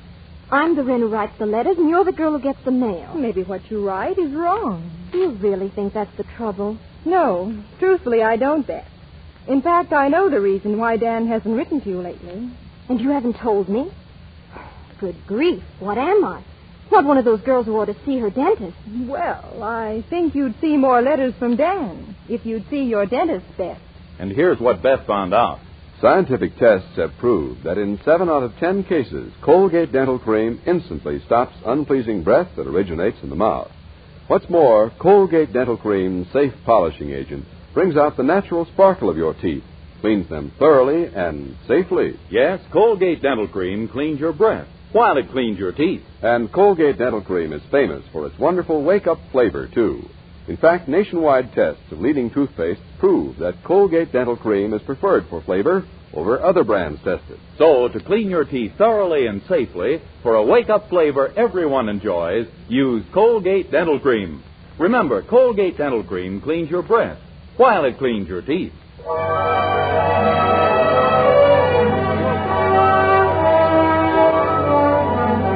Here's Dennis with Charles Dant's arrangement of Old Buttermilk Sky. Old buttermilk sky, I'm keeping my eye peeled on you. What's the good word tonight? Are you gonna be mellow tonight? Oh, buttermilk my little donkey and me, we're as happy as a Christmas tree, heading for the one I love. I'm gonna pop her the question, that question, do you, darling, do you do? It'll be easy, so easy, if I can only bank on you. Old buttermilk sky, I'm telling you why, now you know. Keep it in mind tonight. Keep a-brushing those clouds from sight. Old buttermilk sky, won't you fail me when I'm needing you most? Hang a moon above her kitchen post, hitch me to the one I love. You can if you try, don't tell me no lie.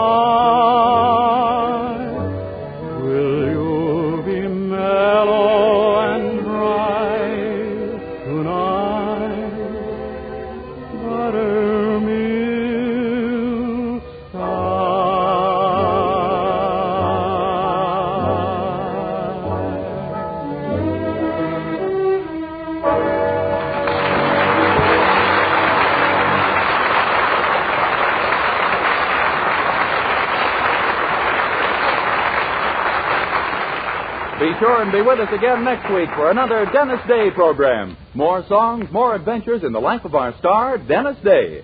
Meanwhile, be sure to use Colgate Dental Cream to clean your breath while you clean your teeth.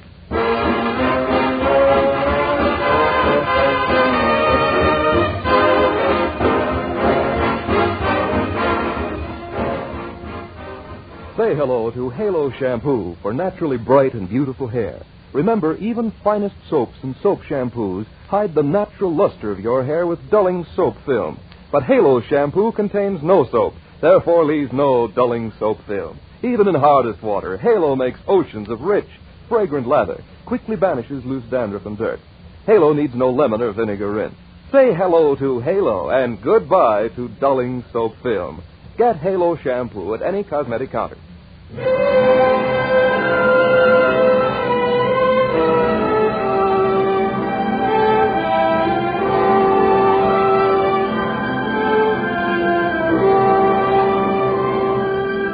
This is Dennis again. Good night, everybody.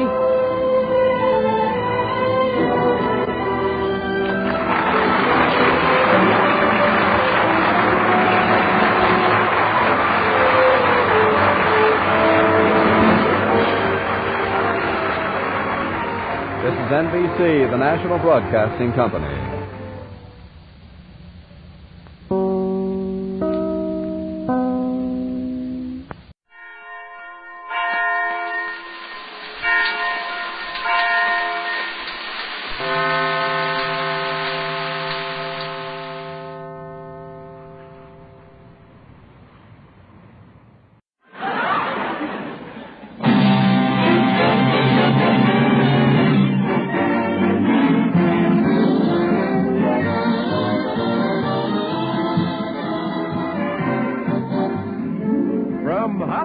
Colgate Tooth Powder presents the Mel Blanc Show, written by Mac Benoff, with Mary Jane Croft, Joe Kearns, Hans Conried, Alan Reed, Jill Walker, the sportsman Victor Miller and his orchestra, and starring the creator of the voice of Warner Brothers' Bugs Bunny.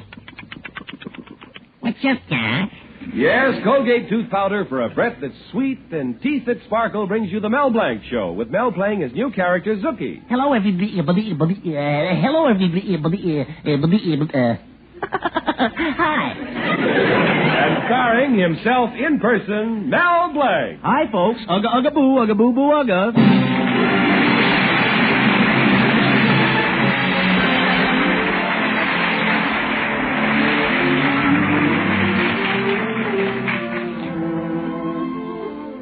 Throughout the pages of history, heroes have been depicted as men of great force and iron will. However, even great men are human, and it is their little human characteristics that prove their greatness.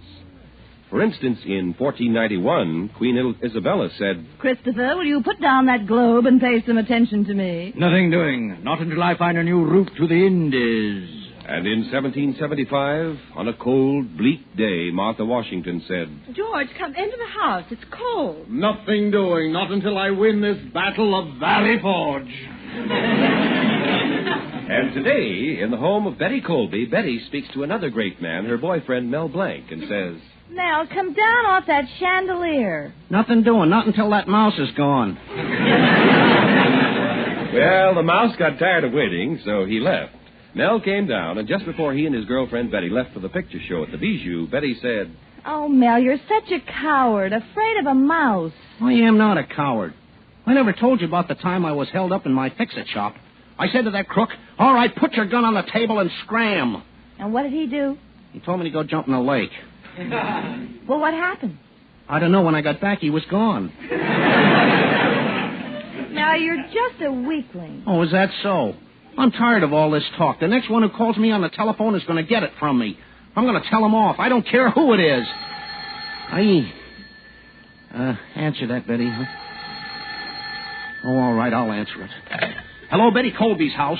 What? Now, listen, fathead.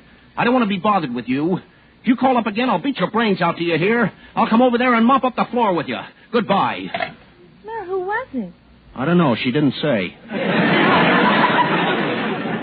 And that's only the beginning, Betty. I'm going to be big. Get my name in the papers. How? Working in your fix-it shop, you'll never get your name in the papers by fixing things. Oh, no? What about those New York gamblers? Betty, I'm going to do big things in this town. I'm going to get in Who's Who. And everybody in town will say, there's Mel Blanc. Who's Who? We knew him when he was What's That? Well, you're certainly talking differently, Mel. Maybe now Father will begin to respect you. And as far as your father's concerned, Betty, there's going to be a new deal. From now on, I'll show him who's boss. Hello, Betty. Hello, Mel. Hello, Father. Hello, boss. Mel Blanc, what are you doing here in the parlor with my daughter, Betty? Well, as a matter of fact, Mr. Colby, we were just leaving for the movies. Now, listen, you giggling idiot. Before you go, I want to talk to you about that electric fan you fixed. I put it up in my supermarket this afternoon. Well, did it go fast enough? Fast enough? I hung it up right over the apples, pears, bananas, and plums. Well, what happened? I got a market full of fruit salad. Well, gosh, Mr. Colby, I'm sorry. I meant to do well. Oh, Father, this loaf of sliced bread you brought home, you know something? There's a slice missing. Slice missing? That's funny. I had a few complaints at the store about the same thing today. Oh, well, it's probably nothing. Nothing? A slice of bread missing from every loaf, and you call that nothing? Hmm? Betty, keep your hands off that wrapper. What's the matter? We'll need it for fingerprints. The bread maniac is on the loose again. Oh. Now, the first thing... Oh, Blanc, you idiot. Keep out of this. Mr. Colby, stealing bread is serious. You're not dealing with an ordinary criminal. This man's a bread napper. Yeah, who knows how far he may go? What do you mean? Why, tomorrow we may be siphoning the custard out of your chocolate eclairs. Now, stop being so silly. It's only a slice of bread. Betty, you think I'm a coward. Well, I'm going to show the both of you what a big man I really am. Oh, you idiot. Forget it. You hear me? Yeah, we've got to head him off. This thing is too big for the local police. I'll go to the FBI. I'll go to the Army. I'll go to the Navy. I'll go to the President. Mel Blanc! I'll go. Oh, Betty, you coming? No, Mel, you go on ahead. I'll meet you at the movies. Huh. Go on alone. She thinks I'm afraid. I'm not afraid. I'm going to solve that bread case. Guy may be very tough to catch. By now, he may be sticking the white bread under a sun lamp and selling it as pumpernickel. Uh-oh, there's Professor Potchnick, piano teacher. Hey, Professor Potchnick, wait for me. Hello, Mel. Professor, what are you laughing at? I just came from the movies where I'm seeing that Bugs Bunny. He's funny. The way he says, what's up, comrade? Professor, don't tell me about the picture. I'm going to see it with my girl, Betty. Besides, right now, I've got to find the bread thief. Please allow me to interrupt. Then I saw another picture, Duel in the Sun. So many actors. There's that fellow, not 100% wool. Not 100% wool? Yeah, Joe Cotton. And then there's that Jennifer Jones. Her part I couldn't understand. All through the picture, she is wearing a blanket. So help me, never once went to sleep. But what love scenes I saw. Even in the balcony. But in the picture, first Gregory Peck kisses Jennifer Jones. Then she's kissing him, then he's kissing her, then she's kissing him. Will they go on kissing all through the picture? Why not? You should see the muscles in Gregory Peck's lips. So long, Mel. Well, goodbye. That's funny. Wasn't even interested in the case of the missing bread slice. I wonder. Maybe he took it. Mr. Colby threw me out. Maybe he has a reason. Even Betty. But love mustn't stand in the way. Everybody's a suspect. Wait a minute. Mel Blanc, where were you on the night of February the 18th? What am I talking about? I can't even eat bread. I'm on a diet.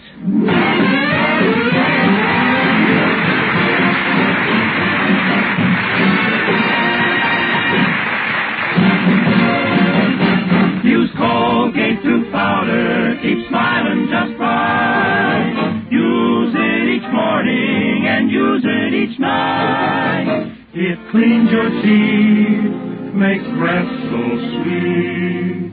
Use Colgate tooth powder. Want teeth that sparkle and dazzle, a breath that's fresh and sweet? Then try Colgate Tooth Powder, for the new all-purpose Colgate Tooth Powder cleans your teeth and sweetens your breath. Yes, this new all-purpose tooth powder produces an amazingly rich, active foam that's marvelously effective. Every time you brush your teeth with this new all-purpose Colgate Tooth Powder, your whole mouth feels clean, sweet, fresh. Your teeth regain their natural sparkle. It's been proved in 7 cases out of 10 that Colgate Tooth Powder instantly stops unpleasing breath that originates in the mouth. And as for cleaning, you can depend on Colgate Tooth Powder revealing the natural brilliance of your teeth, giving them that pearly, polished feeling. Yes, Colgate Tooth Powder, the new all-purpose tooth powder, does everything you can expect or ask of a dentifrice and does it beautifully.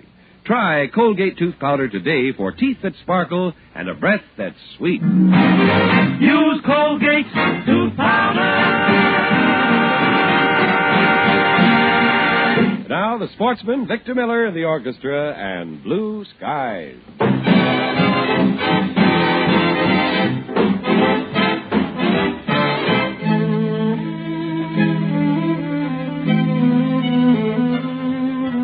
Blue skies, smiling at me.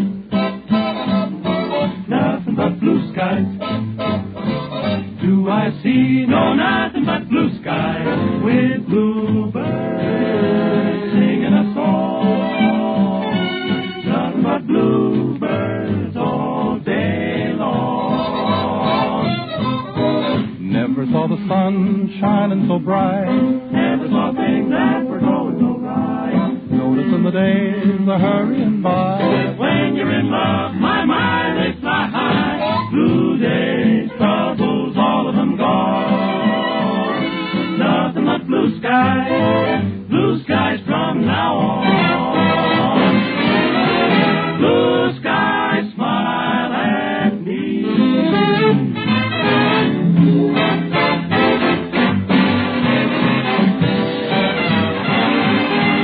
Bluebirds rip a song.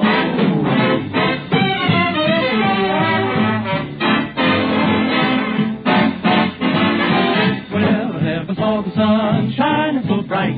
Never saw things that were going so right. Noticing the days hurrying by when you're really in love. My mind, it fly high. Blue days, all of them gone. Nothing but blue skies. Blue skies from now on.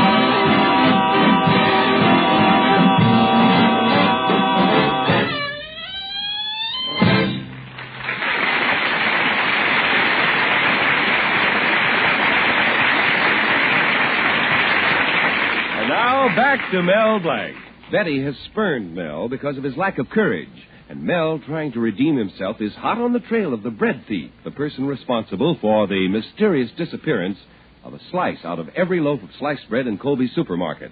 Right now, he's walking down toward the movie house when he is accosted by Hartley Benson, the town Beau Brummel. Hello, Mel, old boy. Hello, Hartley. Nice seeing you. Yes, it usually is quite a treat. Say, Hartley, who do you know who would want to steal sliced bread? Oh, probably someone with a lot of crust.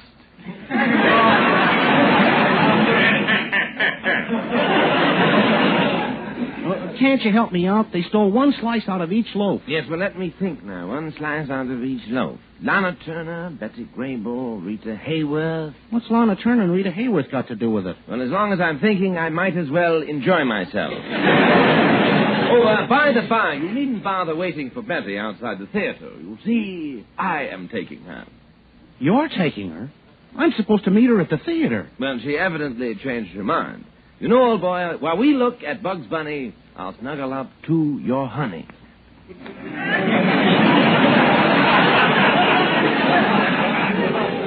Bugs Bunny. Well, Betty isn't going with me because she thinks I'm a coward. Now, just a second, Mel. If you want to know why she's not going with you, look at your suit. Who made it? Schaffner and Marx? Hart, Schaffner, and Marx. Oh. Come now, old boy. Nobody's heart was in that job.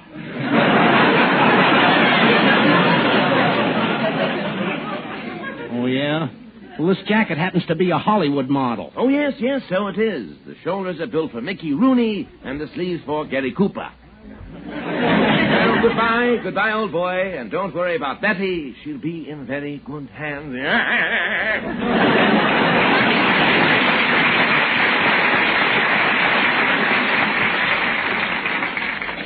Yeah, what a character.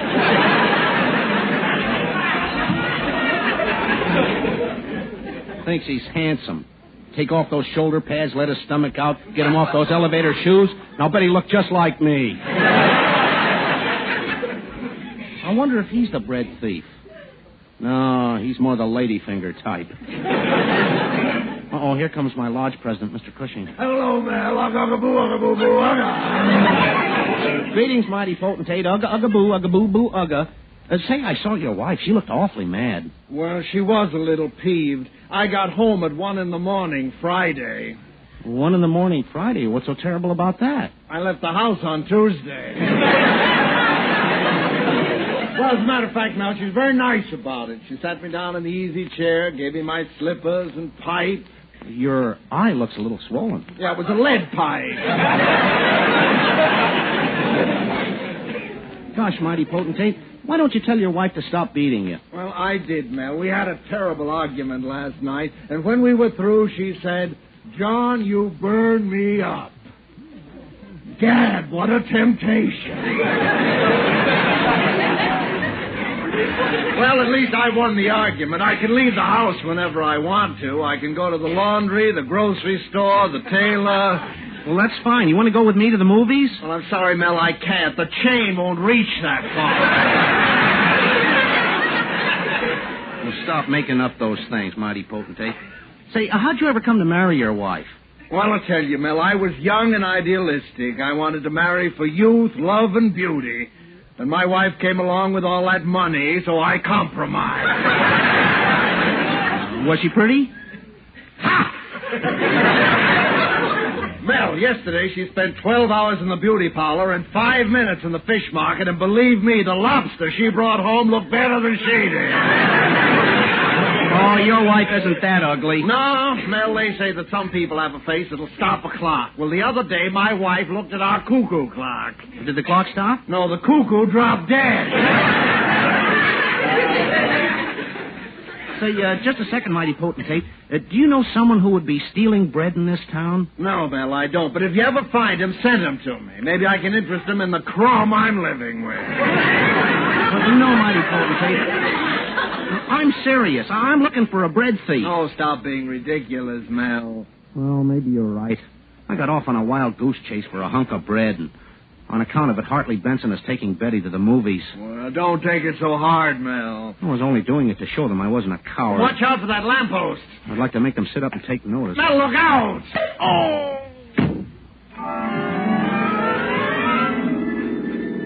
Oh, slice of bread. Colby, Betty, Bugs Bunny, missing slice of bread. Bugs Bunny, slice of bread. Hear ye, hear ye. The court of rye, white, and whole wheat will now come to order. Court will rise in general session. The missing slice of bread will now begin. Learned judges now entered the court, proceeds to the bench, and will now speak up. What's up, prosecutor? Here's the affidavit, Your Honor. The plaintiff Colby contends that the defendant, Mel Blanc, dispatched the firm's errand boy, one Zuki, with 12 cents to purchase one loaf of sliced bread. The aforementioned Zuki returned with the aforementioned bread and one slice was missing. The aforementioned defendant, Mel Blanc, was not refunded the aforementioned 12 cents, although he made an aforementioned big stink about it.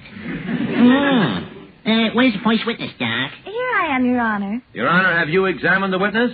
Yeah, certainly, Doc. What is your opinion?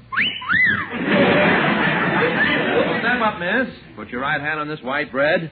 Swear to tell the loaf, the whole loaf, and nothing but the loaf, so help you right, bread. I do. Cross your knee and hope to die. Cross my knee? Oh, Your Honor, doesn't he mean cross my heart?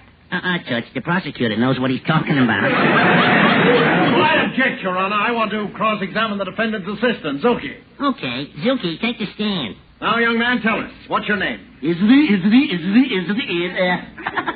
John Doe. What's your occupation? Well, you see, I'm a radio announcer. A radio announcer? Yeah, listen. Doctor, I have a lady in the Doctor, I have a lady in the I have a lady in the Never mind, she went home. Is that all you announce? No, I also give the time. Well, how do you do that? Like this. It's 5 o'clock.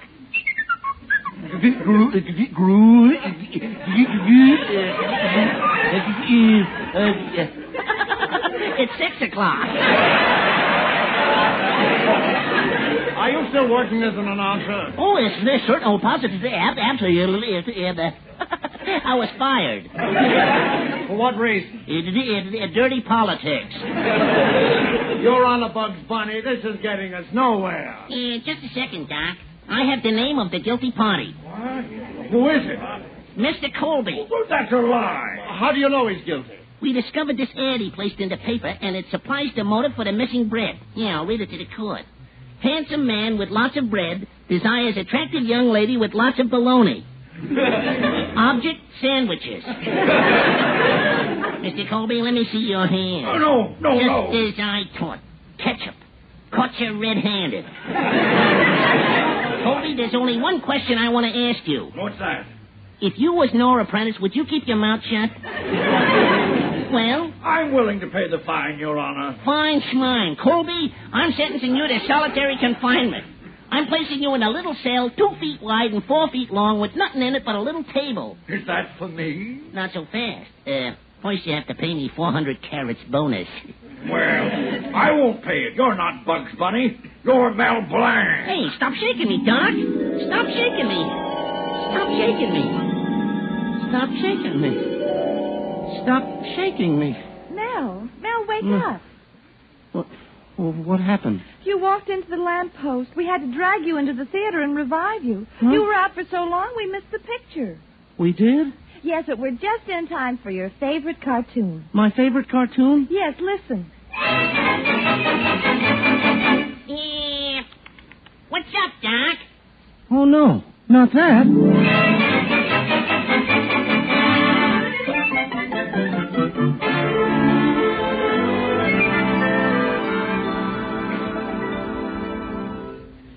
Oh, Mel, stop talking about Hartley Benson. I just made him say that to get you jealous.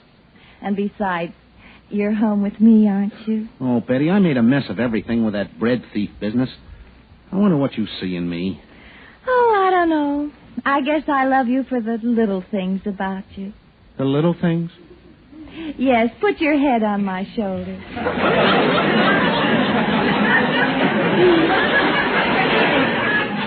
No, Betty, let's dance. I'll turn on the radio.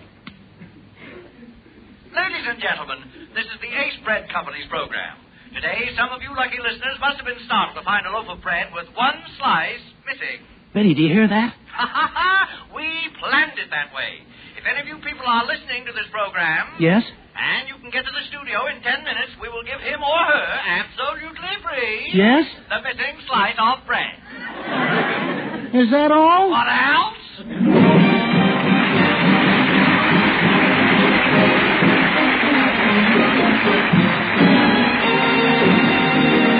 Mel Blanc will be back in just a minute.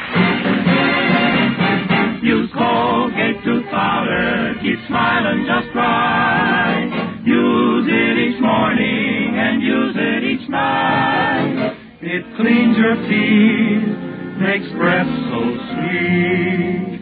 Use Colgate tooth powder. Lively, active, marvelously effective. That's Colgate Tooth Powder, the new all-purpose Colgate Tooth Powder. It cleans your teeth and sweetens your breath. Yes, every time you brush your teeth with this new all-purpose tooth powder, your whole mouth feels wonderfully fresh, sweet. That lively, active foam swirls around your mouth, cleans in all the corners. In 7 cases out of 10, it's been proved Colgate Tooth Powder instantly stops unpleasing breath that originates in the mouth. And when it comes to cleaning your teeth, why, Colgate Tooth Powder does a thrilling job. For it leaves teeth gloriously clean, reveals their natural brilliance. Try Colgate Tooth Powder, the new all-purpose Colgate Tooth Powder today, for teeth that sparkle and a breath that's sweet. Use Colgate Tooth Powder. This is Mel Blanc saying thanks for listening. Good night, and that's all, folks.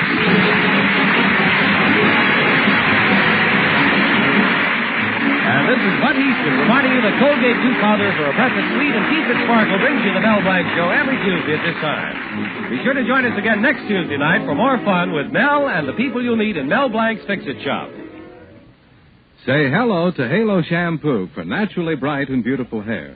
Remember, even finest soaps and soap shampoos hide the natural luster of your hair with dulling soap film. But Halo Shampoo contains no soap, therefore leaves no dulling soap film. Even in hardest water, Halo makes oceans of rich, fragrant lather, quickly banishes loose dandruff and dirt. Halo needs no lemon or vinegar rinse. Say hello to Halo and goodbye to dulling soap film.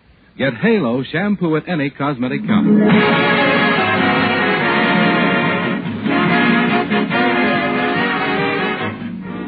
Ladies, right now there is a worldwide shortage of fats and oils. That is why the women of America are asked to keep on saving used fats. Keep on selling it to your butcher. Your butcher is now paying more for your waste cooking fat.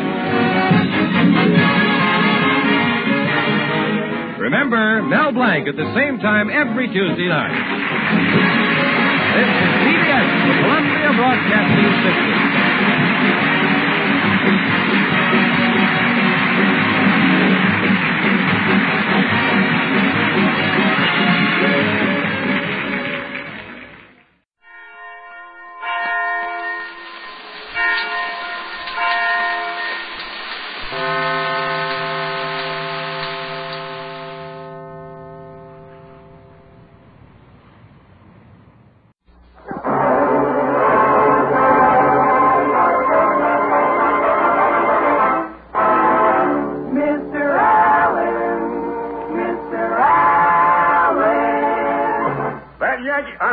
Yankee pigeon plucker will be here in a minute, Kitty.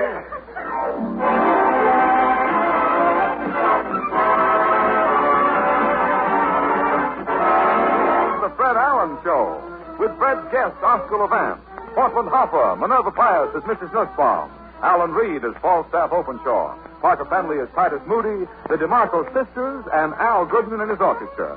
And until I start shooting the claghorn, my name is Kenny Delmar.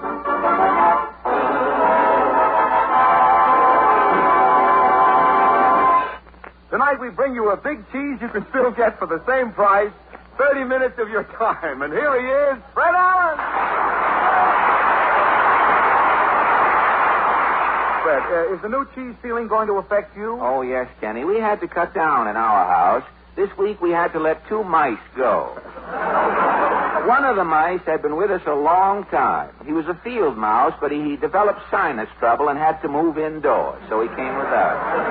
He was like one of the family. As he left the house, the little mouse had tears in his eyes, Kenny, and seemingly he understood. Oh. It's a nice thought, don't you think? Pay a tribute to a departed mouse. I mean, to start in our daily hustle and bustle, just to say au revoir to a mouse. I think it is. But why did they raise the price of cheese, Fred? Oh, no, Kenny. Cheese is made from milk. Milk comes from the cow. The cow only eats grass. Grass doesn't cost anything. So why the price of cheese should go up, I don't know. Maybe it's the wear and tear on the cow. Well, that could be. The cow is always being victimized, Kenny. You know, even to get a quart of milk, the farmer has to pull something on a cow. If the cow could only talk, it would probably say... Mr. Allen! Well, Portland.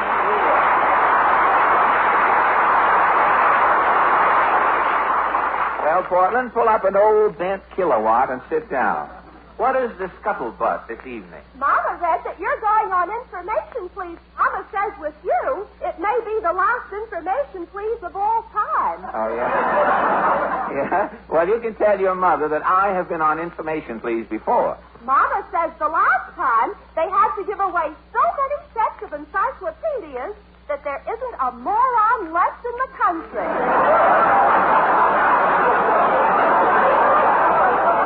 Aren't you forgetting yourself? I don't get it. Rejoice in your ignorance, Thornton.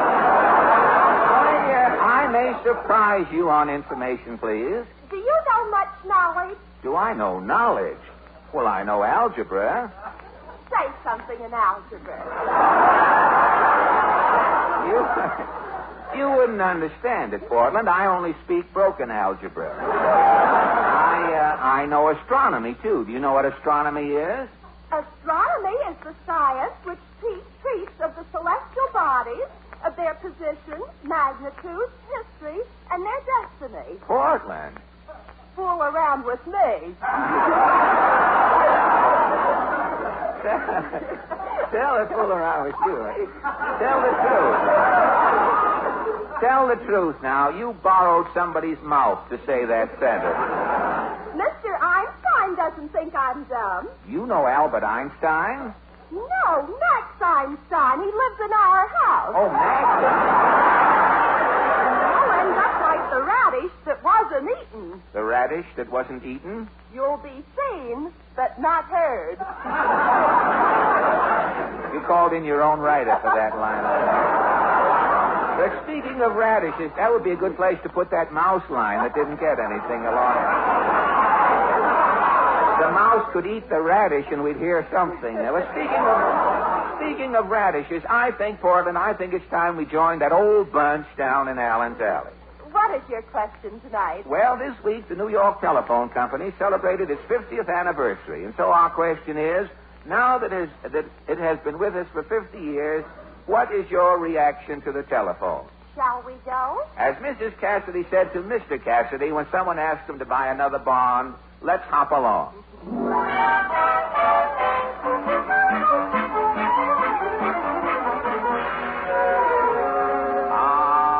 What a delightful night in Allen's Alley, Portland. I guess the senator's eating again. I just saw some possum claws come flying out the window. Let's knock. Somebody banged my door. Yes, You know my name, son. I'm Hoosiers. Senator Hoosiers, that is. Flaghorn. Yeah, Flaghorn's my name. I was just putting you to the test. Senator, you're in rare form tonight. I'm rip-roaring, son. I'm on the razzle-dazzle. I'm jollified. You're jollified, eh? Yeah. Well, what happened? I saw a ball game today. Doubleheader, hey? I saw the Yankees beaten. Wahoo! Now, wait a minute. How could the Yankees lose? The umpire was from the South. How do you know? Well, after the umpire called 3 bowls on the batter. After 3 bowls? He called a weevil. You must have had a great day. Hooted them pigeon-plucking Yankees to a fare thee rootin', tootin' well. You mean you... Yeah, I gave old Bill Dickey the bird. You, Dickey Bird, that's a joke. I know it's a joke. I'll keep lobbing them up to you. Well, now, look. You keep bobbling Now, them. let me tell you... Admit it, son, you're just a jughead. What that is? Now, wait a minute. Don't go too far, Senator. Now, wait a minute. What about this 50th anniversary of the telephone? Telephone was invented by a Southerner, Alexander Graham Bell. Alexander Graham Bell was a Southerner? Graham is a cracker. Georgia, that is.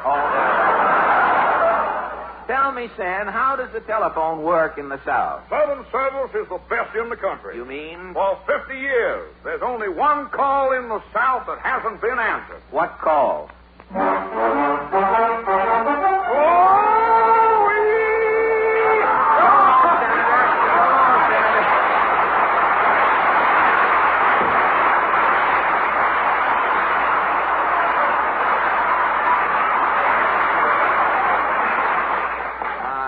Should have had Nelson Eddy come in for that one note. Well, if Chloe doesn't answer that, she's no longer among the living. Oh, well, let's see if Mr. Moody is still up. Howdy, bud. Your arm is in a sling, Mr. Moody. Yeah, I got my hand caught in the milking machine. It must hurt. No, it don't hurt none. But my fingers is 14 inches long.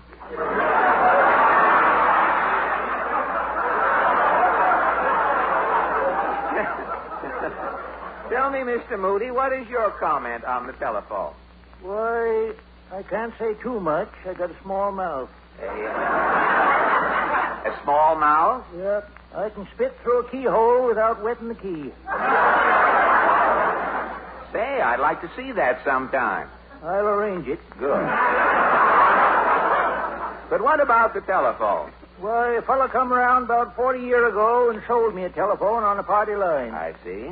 Put a big bell under my bed. A bell, hey? Yeah, all night that confounded bell was ringing. Uh-huh. The bell would wake up my dog. He'd start barking. Yeah? Barking would wake up the hens. They'd start clucking. Mm-hmm. Clucking would wake up the cows. They'd start mooing. Yeah? Mooing would wake up my wife. She'd start yapping. Yeah, that must have been terrible. Yeah, with the ringing, the barking, the clucking, the mooing, and the yapping, it was bedlam. Well, say, you must have been a nervous wreck. One night I couldn't stand it no more. You took action? I jumped out of my sleeping bag. I pulled that ding-a-ling nuisance out by the roots and flung it out into the night. God. That was 40 years ago. And you haven't had a phone since? No. Last week, a fella come around trying to hoodwink me into putting in another telephone. I see. He opened his toolkit and took out a big bell. Yeah? I flew into a swivet. You... You told him off, eh? Yeah, I said, get the bell out of here. So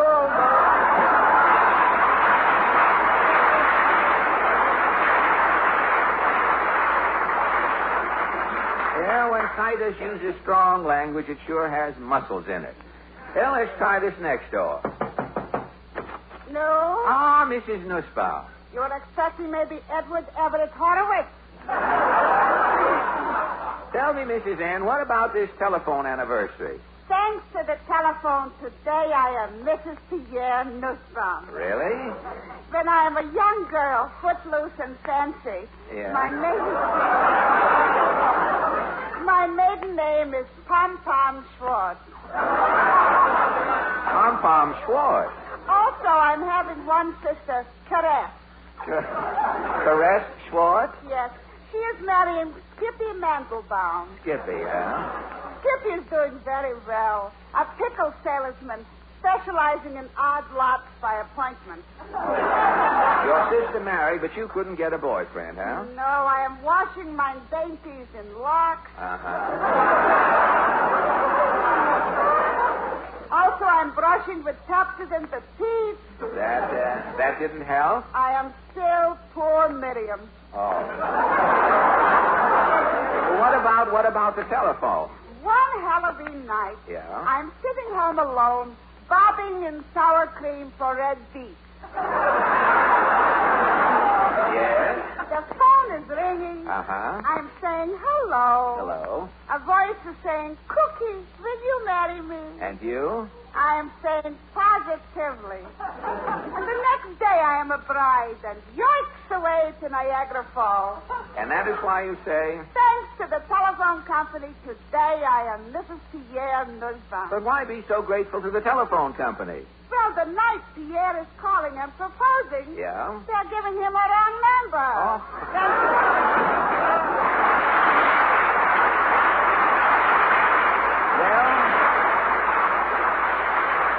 That brings us to the milkweed covered cottage at the end of the alley. Let's try here. Tantivy-all and tally-ho, Falstaff's here, the rhyming schmo. The king of the jingle. Have you fresh poems tonight? Oh, indubitably. Has said the little fox, I feel quite gay since I found I'm related to old I.J. No. Or the bartender shouted, hooray, look here. I've got a pen that writes under beer.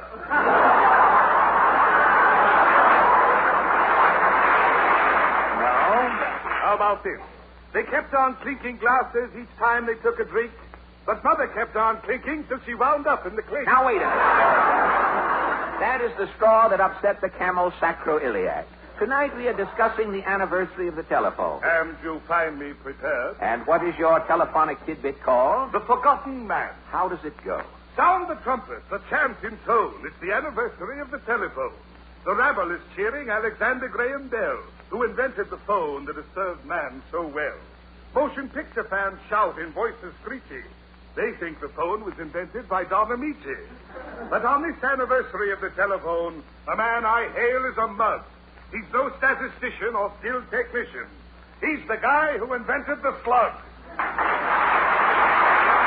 As Falstaff tapped himself on his ample back, he turned to greet the 5 DeMarco sisters. Accompanied by Maestro Al Goodman and his personal Philharmonic, the DeMarcos sing, I Don't Know Why, I Love You Like I Do. Girl?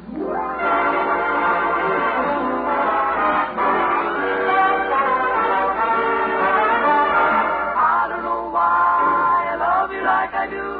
I don't know why I just do. I don't know why you thrill me like you do. I don't know why you just do. You never seem to want my romancing. The only time you hold me is when we're dancing. I don't know why I love you like I do. I don't know why I just do. I don't know why I love you like I do. I don't know why I just do. I don't know why you thrill me like you do. I don't know why you just do. You never seem to want my romancing. Why the only time you hold me is when we're dancing. I don't know why I love you like I do. I don't know why I just do. I guess it's only you I love.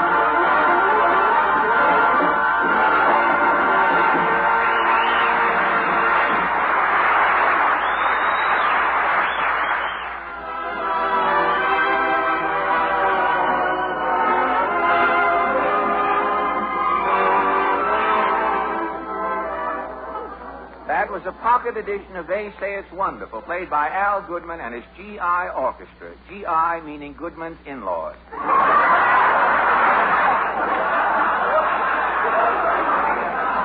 Say, Portland. Yes? There's some music on the table. Will you get it for me, please? Sure.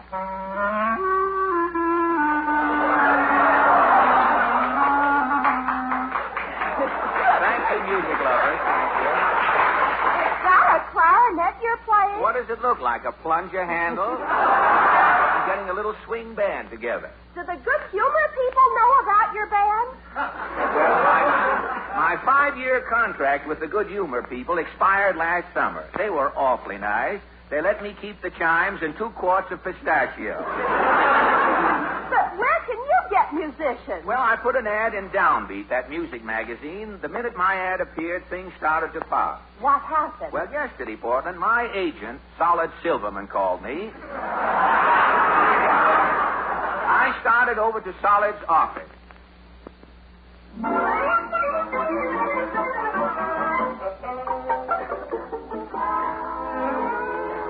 Ah, this must be the place. What is this sign on the door? Solid Silverman, musician's agent, Liebert Victor Guy, and Carmen Lombardo all slept here. Well, I guess I might as well go in. Greetings, Kate. Hello, Mr. Silverman. Call me Solid Cat. Take 5. Slip me some skin. Skin? Shake hands. Let me press your flesh. Say, Solid, what about my ad for musicians in Downbeat? Jackson, have I got a hep combo lined up for you? No kidding. I got a guy who plays a hot tally-ho horn and a terrific washboard bass. The washboard bass is good, eh? Good. When he plays Old Man River on the washboard, he makes suds. Then my band is all set. Yeah, I got everything but a piano player. I can't have a band without a piano player. Well, don't worry, Alan. Some guy phoned me this morning. I told him to come in for an audition. Hey, that must be the guy now. Come in. Is Mr. Solid Silverman in? Oscar Levant.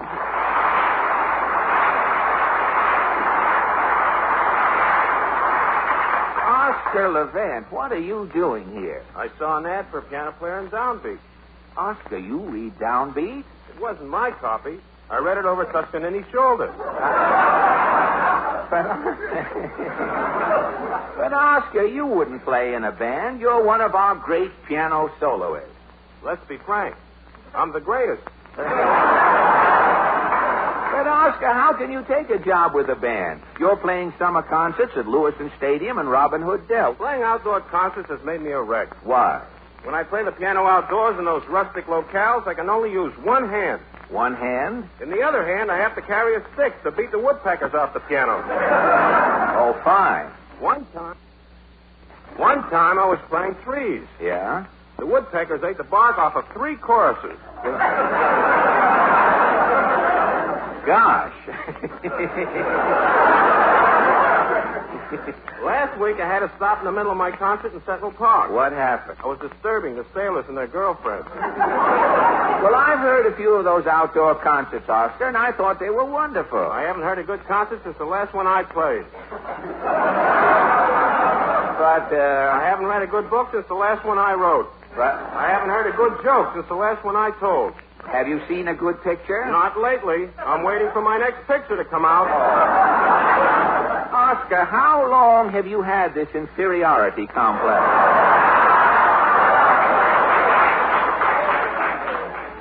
It's awful, isn't it? The way I tear myself down. With a little concentration, I can convince myself I'm a nobody. I don't think it's... Well, tell me, what started this? What started this? The script. My psychiatrist says it's from playing piano solos. Solos? Being alone at the piano, I find myself with myself. It's boring. I'm not good company. I give myself hallucinations. Oh, and this produces a phobia? Yes, I think all people are like me. Gad, Oscar. I know, it's a horrible thought. Oscar, you should get hold of yourself. Why should I get hold of myself? I might get to like it and become a chiropractor. Oscar, you have got to get away from yourself. Why should I get away from myself? I'd rather get away from you. But I mean, you shouldn't. Your agent is. I mean, you should occupy your time. Write some music. I just finished a musical masterpiece. Really? It's a symphony for oboe, accompanied by 10 men blowing police whistles and 2 small boys plucking bundle twine. Sounds good. The corn cobblers may record it. I'll know tomorrow. Oh, really? Good luck. Well, while you're waiting for things to pop with the corn cobblers, why don't you go into radio? I'd like to. I could have had a job with Hildegard in the Penguin Room. The Penguin Room, and you refused? They wanted me to wear a white dickie and waddle to the piano. Well, the waddle you've got, but where can you get a white dickie today? Look, Fred, I came up here to get a job with your band. What about it? But, Oscar, why? I need a little extra money for my hobby. What hobby? Eating.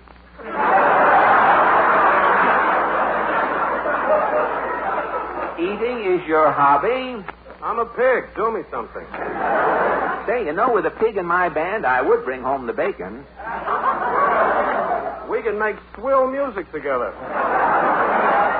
Say, this is getting to sound like the Abbott and Costello summer retreat. I was wondering who was working with Abbott lately. Well, Oscar,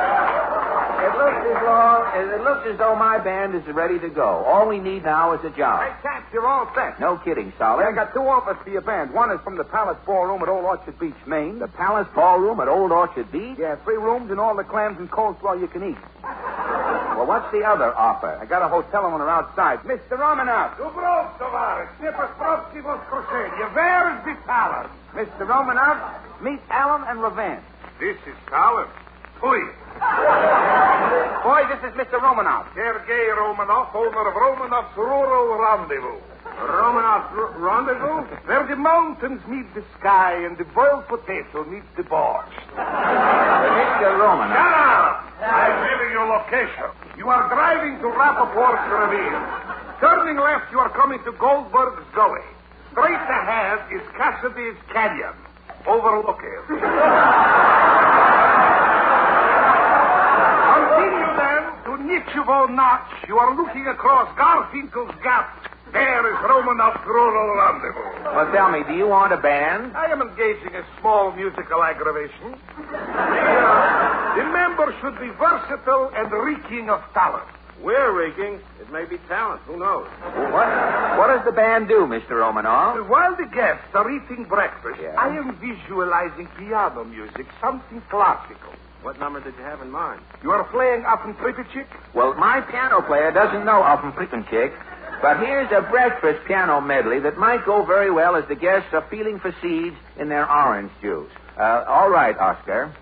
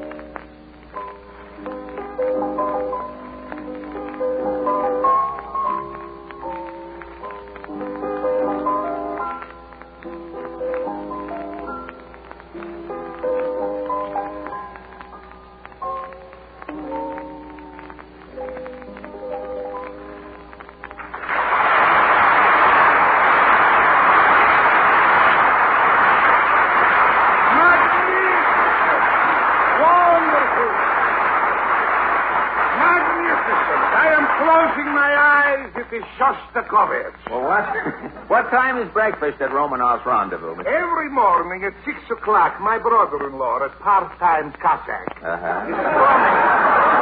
he is strumming a balalaika. This is waking up gently the guests. We get up at 6? At 5. You are waking up the brother-in-law. At 5? Shut up! After breakfast, you are washing the dishes, making the beds, boning the sturgeons, and cleaning chicken. For 2 hours in the afternoon, you are going to the beach. We can go in the water? Only if somebody is drowning. You are the lifeguard. Well, Oscar, what do you think? Let's do it. I've never made a right decision in my life. Why start now? Well, Mr. Romanoff, about the music. Music. Music is again at lunch. I am visualizing singing. Possibly a small choir. As the guests are eating, from the kitchen should be coming singing. Your band is making with a small choir? How about a choir with 2 voices singing in different keys? How is this sounding? Let's go, Oscar.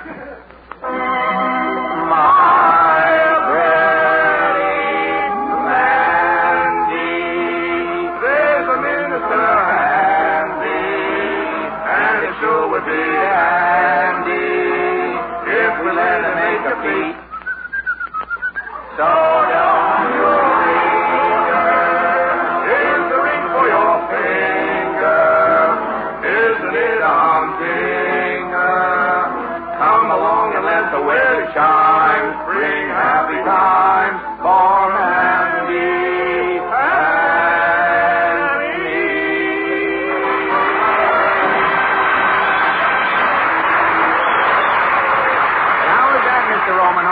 It is not exactly dynamite. What do you want? Somebody to bone sturgeons, clean chickens, make beds, and sing like Lily Castellanich? I am not insisting on versatility, only perfection. How about it, Oscar? Let's take the job, Fred. Just one summer I want to spend playing indoors. Well, okay, Mr. Romanoff, when do we start? Don't rush me. Who is hiring you? But, The dinner at Romanoff's rendezvous is dancing. I am visualizing a peppy band. Okay, Mr. Romanoff, get a load of Allen and Levant's Dixieland Band with Hot Lip Allen at the clarinet and Sugar Child Levant at the mighty Steinway. Let's go, boys.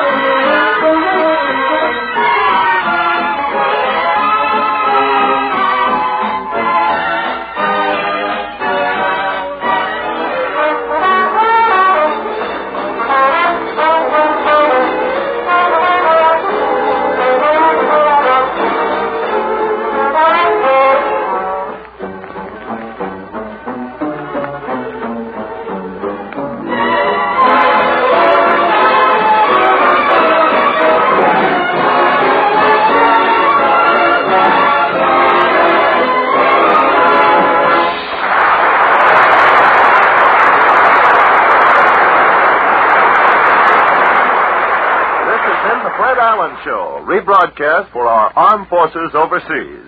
And now it's goodbye from Portland Hoffa, Minerva Pius, who is heard as Mrs. Nussbaum, Alan Reed, who is Falstaff Openshaw, Parker Fenley, who does the part of Titus Moody, Kenny Delmar in the role of Senator Claghorn, the DeMarco sisters, Al Goodman and his orchestra, Fred's special guest, and Fred Allen himself.